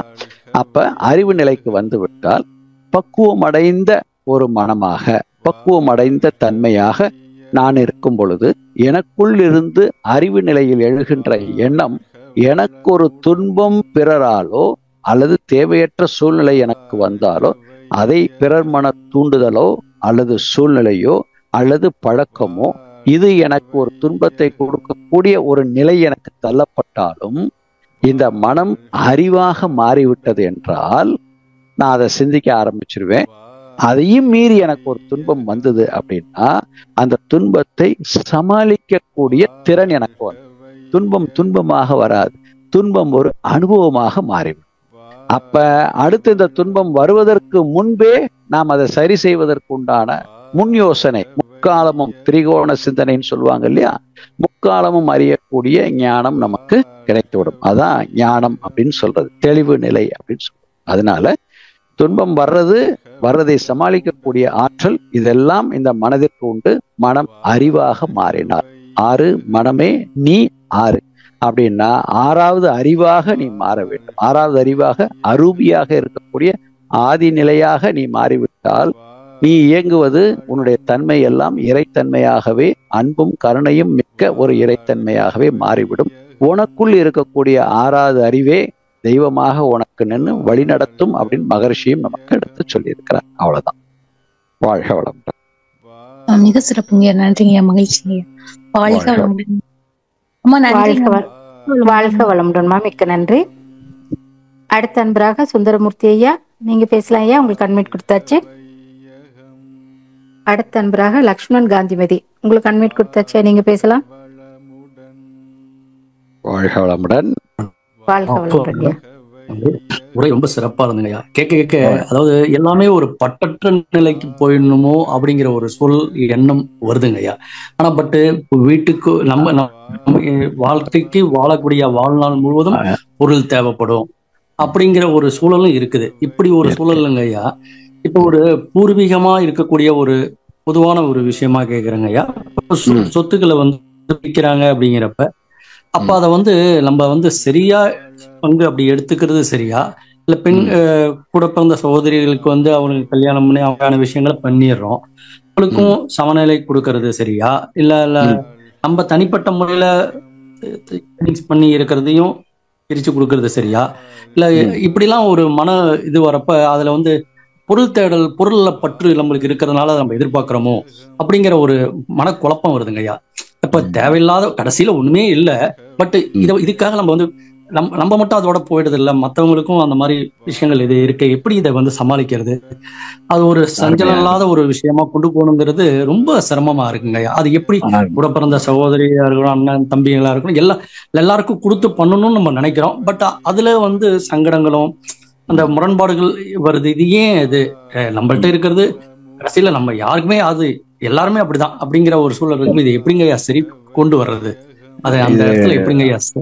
ரொம்ப ரொம்ப ரொம்ப எளிமையான விஷயம், ரொம்ப சாதாரணமான விஷயம். பொருள் இல்லாமல் வாழவே முடியாது இல்லையா? கண்டிப்பா பொருள் தேவை. ஆனா பொருள் எவ்வளவு தேவை அப்படிங்கிறது தான் அவரவர்களுடைய சூழ்நிலையை பொறுத்திருக்கிறது. அது ஒரு பக்கம் இருக்கட்டும். இப்போ சட்டங்கள், சம்பிரதாயங்கள், நடைமுறை பழக்கங்கள் இதெல்லாம் காலகாலமாக அப்பப்ப சூழ்நிலைக்கு தகுந்தாற் போல மாறும். இதானே சட்டம்? அந்த காலத்துல போட்ட சட்டம் இன்னைக்கு இல்ல. இப்போ ஒரு சமீபத்துல ஒரு 25-30 ஆண்டுகளுக்கு முன்னாடி சட்டங்கள் நிறைய திருத்தி அமைக்கப்பட்டது. ஏன்னா எல்லாருக்கும் எல்லா உரிமைகளும் வேணும்னு சொல்லி. சோ சட்டங்கள் அப்படின்னு சொல்றது ஒரு அரசு அமைப்பு சார்ந்தது, சமுதாயம் சார்ந்தது. மகரிஷி ரொம்ப அழகா சொல்லியிருப்பாங்க இத. அதாவது 3ஆம் நிலை அகத்தாய்வுல மனிதருள் வேறுபாடு அப்படிங்கிற ஒரு தலைப்புக்கு கீழே இதுக்குள்ள ஏகப்பட்ட விடைகள் இருக்கு. அது வாய்ப்பு இருந்ததுன்னா அந்த புத்தகத்தை வாங்கி கொஞ்சம் படிச்சு பாருங்க. ரைட். இப்போ இது எப்படி நம்ம எடுத்துக்கலாம் அப்படின்னா, மனிதர்கள் இயற்றிய சட்டம் எதுக்கு அப்படின்னா, நம்ம சட்டத்தின்படி போகணும் அப்படிங்கிறதுக்காக இயற்றப்பட்ட சட்டம். அது ஏன் ஏற்றினாங்க, எப்படி ஏற்றினாங்க, எதற்காக ஏற்றினாங்கன்ற சிந்தனைக்குள்ள நம்ம போக வேண்டாம். ரைட். அந்த சட்டத்தை நாம மதிக்க வேண்டும். ஏன்னா இந்த சமுதாயத்தில் நாம் வாழும் பொழுது சமுதாய பழக்கத்தின் மூலமாக சட்டங்கள் இயற்றப்படும் போது சமுதாய அமைப்புக்கு ஒத்தபடி நாம வாழ பழகிக்கொள்ளவும் வேண்டும், ஏற்றுக்கொள்ளவும் வேண்டும். ரைட். அதுல எந்த விதமான குழப்பமும் இல்லை. இது எப்படி கொடுக்கறது, எந்த மாதிரி கொடுக்கறது அப்படிங்கிறது தான் உங்களுடைய சிந்தனை. ரொம்ப ரொம்ப ரொம்ப சிம்பிளுங்கய்யா, வெரி சிம்பிள். உங்களுடைய ஆழ் மனம் என்ன சொல்லுகிறதோ அதை செய்யுங்க, அவ்வளவுதான். புறமனம் நிறைய சொல்லும். உங்களை கூட பிறந்தவங்க ஒரு 5 பேர் இருக்காங்கன்னா 5 பேர்ல ஒரு 3 பேர்கிட்ட ரொம்ப நெருங்கிய தொடர்பு இருக்கும். அப்ப நடுமனம் என்ன சொல்லும்? அவங்க 2 பேர்கிட்ட நமக்கு தொடர்பே கிடையாது, இத்தனை நாள் அவங்க நமக்கு என்ன செஞ்சாங்க அப்படின்ற ஒரு கேள்வியை நடுமனம் எழுப்பும். புறமனம் ஆமா அவங்க என்ன செஞ்சாங்க, அதனால அவங்களுக்கு ஒண்ணும் வேண்டாம், இங்க கொண்டு போவோம். இப்படி குழப்பங்கள் வந்துகிட்டே இருக்கலாம். அதுல ஒருத்தர் சொல்லலாம், அந்த 3 பேர்ல ஒருத்தர் என்ன சொல்லலாம், என்னதான் இருந்தாலும் அவங்களுக்கும் நம்ம கொடுக்கணும் அப்படின்னு சொல்லலாம். இப்படி ஒவ்வொருத்தருக்குள்ளேயும் ஆழ்மனம், நடுமனம், புறமனம் இயங்கிக் கொண்டே இருக்கும். பொறுப்புல இருக்கக்கூடிய ஒருவர், அந்த ஒருவர் நீங்களாக இருந்தீங்கன்னா உங்களுடைய ஆழ் மனம் என்ன வழிகாட்டுகிறதோ, இறை மனம் என்ன வழிகாட்டுகிறதோ அந்த வழியை எடுத்து செய்தால் இது எல்லோருக்கும் சிறப்பாக அமையுங்கிற ஒரு விளக்கத்தை எல்லோருக்கையும் பகிர்ந்துகிட்டீங்கன்னா அதை யாராலும் மறுக்கவும் முடியாது.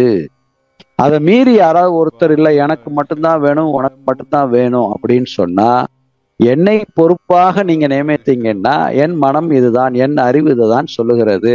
அப்ப இந்த பொறுப்பை வேற யாராவது எடுத்துக்கங்க, நீங்க என்ன கொடுக்குறீங்களோ அதை நான் வாங்கிக்கிறேன்னு சொல்லிட்டு நம்ம ஒதுங்கிக்கலாம். இதுதான் இதுக்கு வழி. ஏன்னா நம்ம வாழ்க்கை என்பது என்ன? பிறப்பு இறப்பு, இதுக்குள்ள இருக்கிறது தான். இந்த பிறப்பு இறப்பு அப்படிங்கிறது இரத்த பந்தத்தின் மூலமாக, உறவுகள் மூலமாக ஏற்படுகின்ற ஒன்று. ஏதோ ஒரு பொருள்னால நமக்குள்ள பகை வரக்கூடாது. அதாவது கருத்து வேறுபாடுகள் இருக்கலாம், ஆனா வேற்று ஓமை வரக்கூடாது.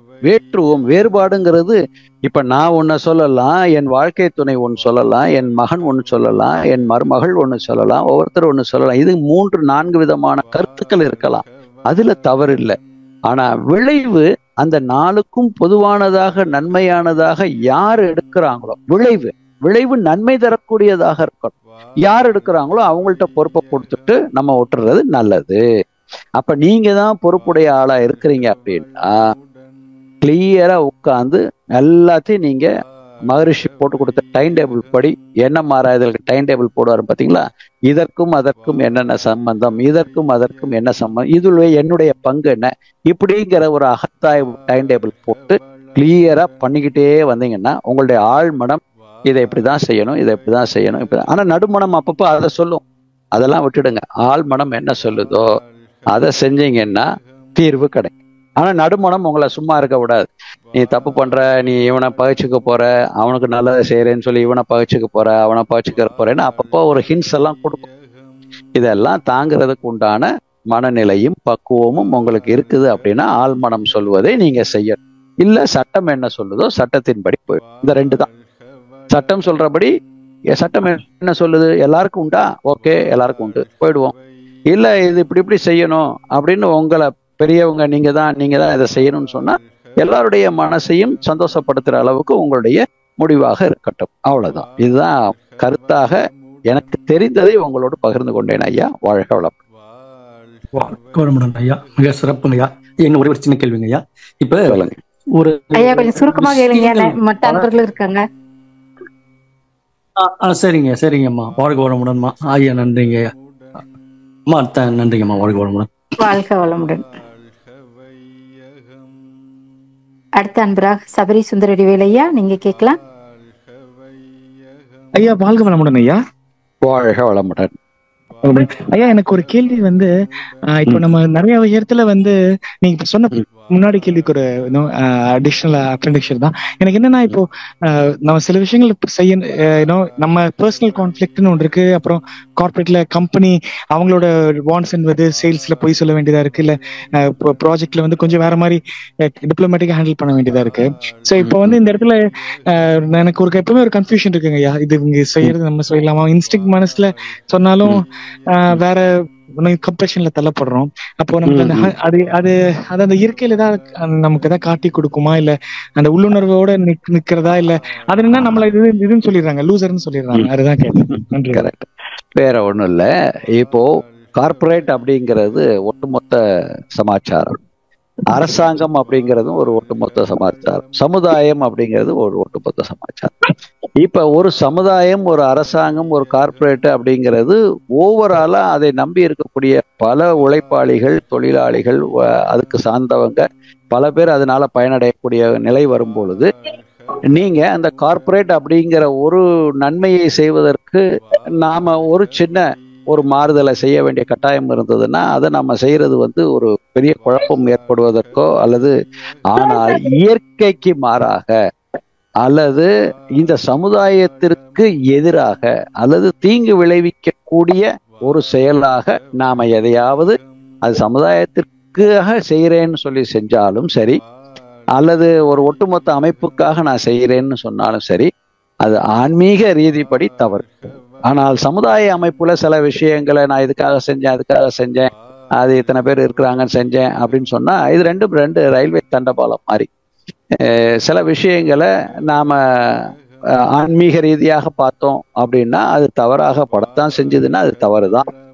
ஆனால் ஒட்டுமொத்த சமுதாயத்திற்காக இதை நாம அந்த இடத்துல வேற வழி இல்லை, 10ஓட 1 11 நான் இருக்கிறேன் அப்படின்னு இருந்தா அதுல உங்களுடைய குற்றம் குறைன்னு அங்க எதுவும் பெருசா வரப்போறது இல்லை. ஆனா அந்த குற்றத்துக்கும் குறைக்கும் மூல கர்த்தாவே 10ல் 1 11 கிடையாது, 10க்கே 1 நீங்க தான் அப்படின்ற ஒரு நிலை வந்தால் அது தவறாக கருதப்படும் அப்படிங்கிறது என்னுடைய அறிவுக்கு எட்டிய ஒரு செயல். ஏன்னா வாழ்க்கையில வாழும்போது நான் கூட வியாபாரி தான், ஒரு சரக்கு ஒருத்தட்ட இல்லைன்னு பொய் சொல்ல வேண்டிய கட்டாயம் வரதான் செய்யும். ஏன் இல்லைன்னு சொல்றதுக்கு இருக்கும் அப்படின்னா பல காரணங்கள் அதுக்கு இருக்கலாம். அது வேற யார்கிட்டயாவது நம்ம கமிட் பண்ணியிருப்போம், இல்லை இருக்கும் ஆனா இன்னொருத்தட்ட கமிட் பண்ணியிருப்போம். அப்ப அவருக்கு இவர்கிட்ட கூட லாபம் கிடைக்குதுன்னு சொல்லிட்டு அவர்கிட்ட இல்லைன்னு சொல்றதா அப்படின்னு சொல்ல முடியாது. அப்ப நம்ம அதுக்கு தான் இல்லாட்டி என்ன பண்ணுவோம், இவர்கிட்ட கூட லாபம் கிடைக்குதுன்னு சொல்லிட்டு அவர்கிட்ட கமிட் பண்ணதை நான் அகெயின்ஸ்ட் பண்ணிட்டு திருப்பி இவர்கிட்ட கொண்டு வந்து அவர்கிட்ட சரக்கு காலியா போச்சுங்கன்னு போய் சொன்னேன்னா அது தவறு. ஏற்கனவே ஒருத்தர்கிட்ட கமிட் பண்ணிட்டேன், ஆனா அது திடீர்னு விலை ஏறுது, இன்னொருத்தர் விலை கூடின ரேட்டு கேட்டு வர்றாரு அப்படிங்கிறதுக்காக நான் அங்க மாத்துறேன் அப்படின்னா அது தவறு. ஆனா நான் யாருக்குமே கமிட் பண்ணல, திடீர்னு விலை ஏறுது அப்படின்னா நான் ஏற்றிய விலைக்கு தான் வித்தாகணும், அதுதானே வியாபாரம்.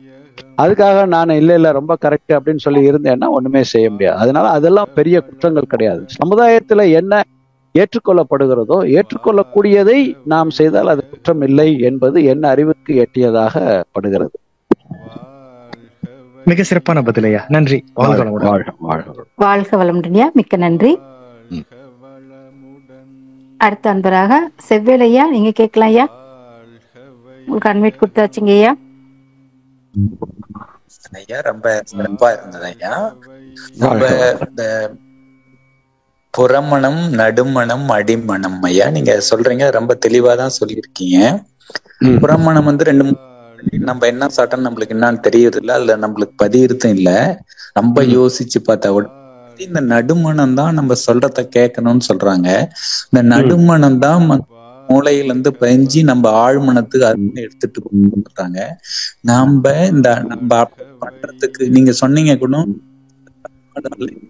கீழே நம்ம எவ்வளவு தூரம் நம்ம எப்பயும் பதித்து நார்மலா இந்த புலன்கள் மூலம் பதிஞ்சிடும்னு சொல்றீங்க. அது நீங்க உணர்வுபூர்வமா பதிக்க வைக்கிறதுக்கு நம்ம என்னென்ன வழிகள் அந்த அடிமனத்துக்கு நம்ம எவ்வளவு தூரம் நம்ம கொடுக்கிறோன்றது நம்ம எப்படி ஐயா செய்யலாம் ஐயா? கரெக்ட். அதாவது இத சொல்லுவாங்க இல்லையா, பாதரிங், லீஸ்ட் பாதரிங் அப்படின்னு சொல்லுவாங்க. ரெண்டே தான் விஷயம். பாதர் அப்படிங்கிறது முழு கவனம், லீஸ்ட் பாதர்ங்கிறது லெத்தார்ஜின்னு சொல்லுவாங்க. அப்படின்னு சொல்லிட்டு நம்ம அசால்ட்டா இருக்கிறது. இந்த அசால்ட்டா இருக்கக்கூடிய மனநிலையில எதெல்லாம் நமக்குள்ள பதிகிறதோ அது அசால்ட்டா போயிடும். அதாவது பதியாது, அது ஜஸ்ட் லைக் தட் போயிடும். லீஸ்ட் பாதர் அப்படின்னு போயிடும். பாதர் அப்படிங்கும் போது கவனம், கவனத்தில் இருந்து நாம சில விஷயங்களை செய்யும் பொழுது அது கவனம். அப்ப மகரிஷி என்ன நமக்கு ஒரு விளக்கம் அதுல கொடுத்திருக்கிறாருன்னா, புறமணம் என்பது புத்தியாகவோ, இப்போ புறமணம் தான் சூடான ஒரு டீ இருக்கு, சூடான ஒரு பொருள் இருக்கு. அந்த சூடான பொருளை தொடுறதுக்கு புறமணம் போனாலும் அந்த பட்ட உடனே அந்த சூடு இருக்குதுன்னு சொல்லி நம்ம நிப்பாட்டிடுறோம் இல்லையா. அதுக்கு நடுமணம் தேவையில்லை, ஆழ்மணம் தேவையில்லை, அடிமணம் தேவையில்லை. ரைட்டா? அப்ப அந்த புறமணத்துக்குன்னு சில கண்டிஷன்ஸும் சில பிராக்டிஸும் பதிவுகளும் அங்க இருக்கு. அப்ப அந்த சூடான பொருள் அதை பார்க்கும் போதே தெரியும், எப்பா தொட்டு பார்க்க வேண்டாம், என்ன ஆவி பறக்குதுப்பா, சூடா இருக்கும், கை வைக்காத பார்த்து அப்படின்னு நம்ம சொல்றோம் இல்லையா. சோ இது எல்லாமே அனலைஸ் பண்ணிக்கிட்டே இருக்குது. இந்த ஆவி பறக்குது, அது சூடா இருக்கும்னு அனலைஸ் பண்ணக்கூடிய வேலையை தான் புத்தி செய்யுது, நடமுனம். ஆனா அது சூடா இருக்கா இல்லையானே தெரியாது. அந்த இடத்துல டக்குன்னு எடுத்து நம்ம வாயை டீ குடிச்சிருவோம், எப்ப என்ன இவ்வளவு சூடா இருக்கு, நம்ம கவனிக்காம குடிச்சிட்டேன்னு. இதுவும் ஒரு டைப் ஆஃப், ஏன்னா அந்த இடத்துல நடுமணத்துக்கு வேலை இல்லை. ஏன்னா நடுமணம் பாக்குறதுக்கும் கேட்கறதுக்கும் அதை அனலைஸ் பண்றதுக்கு நடுமணத்துக்கு போல அந்த சான்ஸ். அப்ப இது ரெண்டுமே என்னன்னா பாதரிங், லீஸ்ட் பாதரிங். அப்ப ஆழ் மனதுல போய் பதியணும் அப்படின்னா, இப்ப எப்படி ஒரு பொருள் தொட்ட உடனே புலன்ல சுட்டு அது போய் அப்பா சுற்றுச்சு, இனிமே சுட்டதை நான் என்னைக்குமே தொடக்கூடாது அப்படின்ற ஒரு சங்கல்பம் நமக்குள்ள ஒரு வைராக்கியம் வருது பாத்தீங்களா, இது ஆழ் மனதிலிருந்து வரக்கூடியது. ஆனால் இந்த நடுமணம் என்ன பண்ணும், என்னதான் இருந்தாலும் சூடா சாப்பிட்டாதான்ப்பா அது ஒரு டேஸ்ட், பரவாயில்ல கொஞ்சம் ஊதி ஊதி சாப்பிட்டுக்குவோம் அப்படின்னு இது ஒரு சின்ன உதாரணம். இது ஆழ்மனதுல நமக்கு கருத்தை எடுத்து சொல்லுனாலும் இந்த நடுமணம் புத்தி சித்தம் என்ன பண்ணுதுன்னா அனலைஸ் பண்ணும்போது கரெக்டா அனலைஸ் பண்ணும். இருந்தாலும் இந்த புத்தி இருக்கு பாருங்க, இந்த சித்தம் சொல்றதையும் கேட்காது, ஆழ்மனம் சொல்றக்கூடிய ஆதிநிலை சொல்றதையும் கேட்காது. இந்த புத்தி என்ன பண்ணும்னா அதை அனுபவிக்கணுங்கிற ஒரு புறமணம். அதுதான் மனதின் நிலையில இது அன்னமய மனோமய கோஷம். அப்ப இந்த மனோமய கோஷத்துல மனம் பழக்க பதிவுல போய் உட்கார்ந்துக்கிடுது. அதை என்னதான் இருந்தாலும் கொஞ்சம் சூடா சாப்பிட்டாதானே டேஸ்டா இருக்கும், கொஞ்ச நேரம் சுடட்டும் அப்படின்னு வரும். ஆனால் எல்லா பதிவுமே கருமையத்துல போய் பதியதான் செய்யும், பதியாம இருக்கிறதுக்கு சான்ஸே இல்லை. அது எந்த அளவுக்கு அழுத்தமாக பதிஞ்சிருக்குது, அழுத்தமாக பதிந்த பதிவாக இருந்தாலும் நடுமணமும் புறமணமும் பழக்க பதிவிலேயே இருந்தது. அப்படின்னா என்ன அர்த்தம், மனதின் அலைச்சூழல் 18க்கு மேல 20க்கு மேல மயக்க நிலை அதாவது அன்னமயம் மனோமய கோஷத்தில் மனம் இருந்தால் நம்ம அதை செஞ்சுக்கிட்டே தான் இருப்போம். அப்ப பிராணமய கோஷத்திற்கும் விஞ்ஞானமய கோஷத்திற்கும் மாறணும். அப்ப துரியதவம் நல்லா செய்து பழகிட்டோம் அப்படின்னா நிதானம் என்பது நமக்கு உயிரில பதிய பதிய பதிய அந்த டெம்டேஷன்ஸ் அப்படிங்கிறது இமோஷன்ஸ், டெம்டேஷன், என்வாயர்மெண்டல் ஸ்லேவ்னு சொல்லுவாங்க இல்லையா, சூழ்நிலை கைதி, இதெல்லாம் ஆகமா. அதனால மனம் துரியத்துல நல்லா நிலைத்து பழகிக்கிங்க, சரியா வாழ்க வளம். ரொம்ப சிறப்பு, மிக்க மகிழ்ச்சி ஐயா. வாழ்க்கை வளமுடன் அம்மா. வாழ்க வளமுடன்யா, மிக்க நன்றி. அடுத்த அன்பராக வளர்மதி அம்மா, உங்க கேள்வியை நீங்க சுருக்கமா கேட்கலாமா? வாழ்க வளமுடன்மா வளர்மதிமா. ஐயா வாழ்க வளமுடன் அம்மா.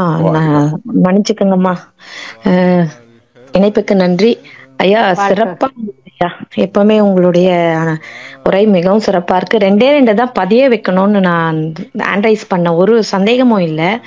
அதாவது நேத்து நான் டிப்ளமா கோர்ஸும் போயிருந்தேன். ஒரு விடையை தேடி போனேன். அங்க கணேசன் ஐயா எடுத்தாரு. அதுல எனக்கு ஒரு குரு எனக்கு ஒரு விடை கொடுத்தாரு. அதுல எனக்கு ஒரு விடை கிடைச்சது. நேத்து மழையா இருந்துச்சு, போலாமா வேணாமான்னு கடைசியில போயிட்டேன். குரு கூப்பிட்டதால, அவரோட அருள் இல்லைன்னா அங்க போய் உட்கார முடியாது. உடல் நலமும் கொஞ்சம் சரியில்லை. அந்த மாதிரி நம்ம சரணாகதி அடைஞ்சிட்டோம்னா குரு கிட்ட அவ்வளோ அற்புதமா நம்மளை கொண்டு போறாங்க. நேத்து அங்க போய் எனக்கு அந்த விடை கிடைச்சதும் எனக்கு அவ்வளோ என் மனசுக்குள்ள ஓடிட்டு இருந்தது ஒண்ணு. அவரு அங்க சொல்றாரு அத. அப்போ எனக்கு அப்புறம் ஐயோ இந்த இதுவை நான் மிஸ் பண்ணிருந்தேன்னா என்ன இருக்கும். 2வது இந்த அருட்காப்பு, இந்த கொரோனா டைம்ல, அந்த அருட்காப்பு கொரோனா டைம்ல தான் 2020 நான் சேர்ந்த மன்றத்துல. என் ஹஸ்பண்ட் பாத்தீங்கன்னா வீட்டுல இருக்க மாட்டாங்க. அவரு பிசினஸ்ன்றதால ரவுண்ட்ஸ்லயே இருப்பாரு. எப்படியோ அடிச்சு பிடிச்சி 2 மாசம் இருந்தாரு. 3வது மாசம் தாக்கு பிடிக்க முடியல. அப்ப என்ன பண்ண, அருட்காப்பு தான் போட்டேன். அருட்காப்பு போகும்போதெல்லாம் அருட்காப்பு, வெளியில எங்க போனாலும் யார் போனாலும் காலையிலயும் சரி இரவும் சரி ஃபுல்லா நான் சுத்தி போட்டுடுவேன் எங்க பிளாட்டுக்கே. அந்த அம்மா கேக்குறப்ப எனக்கு ரொம்ப கஷ்டமா இருந்துச்சு. அப்படி ஒரு தாரக மந்திரம் நம்ம கிட்ட இருக்கு, இந்த வாழ்க வளமுடன் அருட்காப்பு. அவங்களே நம்ம கூட வரா மாதிரி எனக்கு ஒரு ஃபீலிங். அப்படியே போட்டாலும் என் பையன் போனாலும் சரி, பொண்ணு போனாலும் சரி, யார் போனாலும் சரி, வெளியில நமக்கு மட்டும் இல்ல எல்லாருக்குமே அது போடுறது பாத்தீங்கன்னா அவ்வளவு ஒரு சிறப்பா இருக்குங்க ஐயா. அப்புறம் நீங்கெல்லாம் பேராசிரியர்கள் எங்க அருமையா வழி நடத்திக்கிட்டு போறீங்க. ரொம்ப உங்களுடைய இதை மிஸ் பண்ண மாட்டேன். கொஞ்சம் லேட்டா தான் இணைஞ்சேன் ஒர்க்கால. ரொம்ப சிறப்பாயா, மிக்க நன்றி. இது 2 பதிவு பண்ணணும்ன்றதுதான் நான் இது பண்ணையா. ரொம்ப நன்றி. நம்ம எல்லாம் வழி நடத்துவது குருபிரான் வேதாத்திரி மகரிஷி. நாம எல்லாம் அதுல ஒரு கருவியாக இருக்கிறோம், அவ்வளவுதாங்கம்மா. அந்த கருவி ஒளிப்பெருக்கியாக இன்று உங்கள்கிட்ட பேசி கொண்டிருக்கிறோம். கொடுத்த கருத்து எல்லாம் நீங்க சொன்னீங்க பாத்தீங்களா, போனா அங்க ஒரு கருத்து எனக்கு கிடைச்சது. குருவே கேள்வியாகவும், ஆமா, குருதான் கேள்வியாக வருகிறார், குருதான் பதிலாகவும் இருக்கிறார். குருவே நம்மோடு இணைந்து இருக்க குருனுடைய சூக்குமத்தை என்னைக்கு நாம் வைத்துக் கொண்டோமே ஆனால் வாழ்க்கையில் எல்லா வளங்களையும் சிறப்பாக பெற்று வாழ முடியும் என்ற சிந்தனையோடு நிறைவு செய்வோம். மிக்க நன்றி. வாழ்க வளமுடன். வாழ்க வளமுடன்மா, மிக்க நன்றி அம்மா. இறுதி அன்பராக சுந்தரமூர்த்தி ஐயா, நீங்க கேள்வி கேட்கலாம் ஐயா. அம்மா வணக்கம். வாழ்க வளமுடன் பேராசிரியர். வாழ்க வளமுடன். வாழ்க வளமுடன் ஐயா. மிக அருமையான இந்த 2 மணி நேரமா பாருங்க, உங்களுடைய உரை மற்றும் கேள்வி பதில் உண்மையிலே ஒவ்வொரு வரியுமே மறுபடியும் யூடியூப்ல கேட்கணும். நான் லேட்டா தான் இணைந்தேன். அருமையான கருத்துக்களையா. தவம் செய்வதை தவம் இயற்ற வேண்டும் அப்படின்றத மிக அருமையா நீங்க பதிவு பண்ணீங்க. தவத்தை இயற்ற வேண்டும், அதான் ஆழ்ந்து நம்ம செய்யணுன்றது. இன்னொன்னு நமக்கு யார் அவங்க துன்பம் தராங்க, இவங்க துன்பம் தராங்க, நம்மளுடைய வினையே அவர்கள் மூலமாக கழிகிறதுன்ற ஒரு அருமையான கருத்தை சொன்னீங்க. மிக அற்புதமான உரை. யூடியூப்ல கேட்கறையா, நேரம் கருதி அதிக நேரம் எடுத்துக்கொள்ளாமல் உங்களுடைய தொண்டு சிறக்க இறையர்களும் குருவர்களும் துணை நிற்க வேண்டும் என்று வாழ்க வளமுடன் வாழ்த்துகிறேன். வாழ்க வளம். நன்றிங்க ஐயா. அம்மா நன்றிங்க. ஏற்றுக்கொள்கிறேன். வாழ்க வளம். அனைத்தையும் குருவுக்கே சமர்ப்பணம் செய்து நிறைவு செய்யும். அம்மா, இன்றைய நிகழ்ச்சிகள் அனைத்தையும் குருவுக்கே சரணகதியாக்கி சரணம் செய்து சமர்ப்பணம் செய்து அவருக்கே இதை சமர்ப்பணம் செய்து நிறைவு செய்வோம். அம்மா, வாய்ப்பு கொடுத்த அறிமுகம் செய்த அத்தனை பேருக்கும், இணைந்த அத்தனை பேர்களுக்கும் குருவின் நினைவிலிருந்து வாழ்க வளமுடன் என்று வாழ்த்தி நிறைவு செய்கிறேன். வாழ்க வளமுடன். வாழ்க வளமுடன். உங்களோட சிந்தனையும் சிறப்பாக இருந்தது. அன்பர்கள் கேட்ட கேள்விக்கும் சிறப்பாக பதில் அளித்தீங்க. வாழ்க வளமுடன். நன்றி நன்றி நன்றி ஐயா. வாழ்க வளமுடன். நன்றிம்மா. நன்றி. நம் கடமை அறவாழ்வின் நாட்டத்தே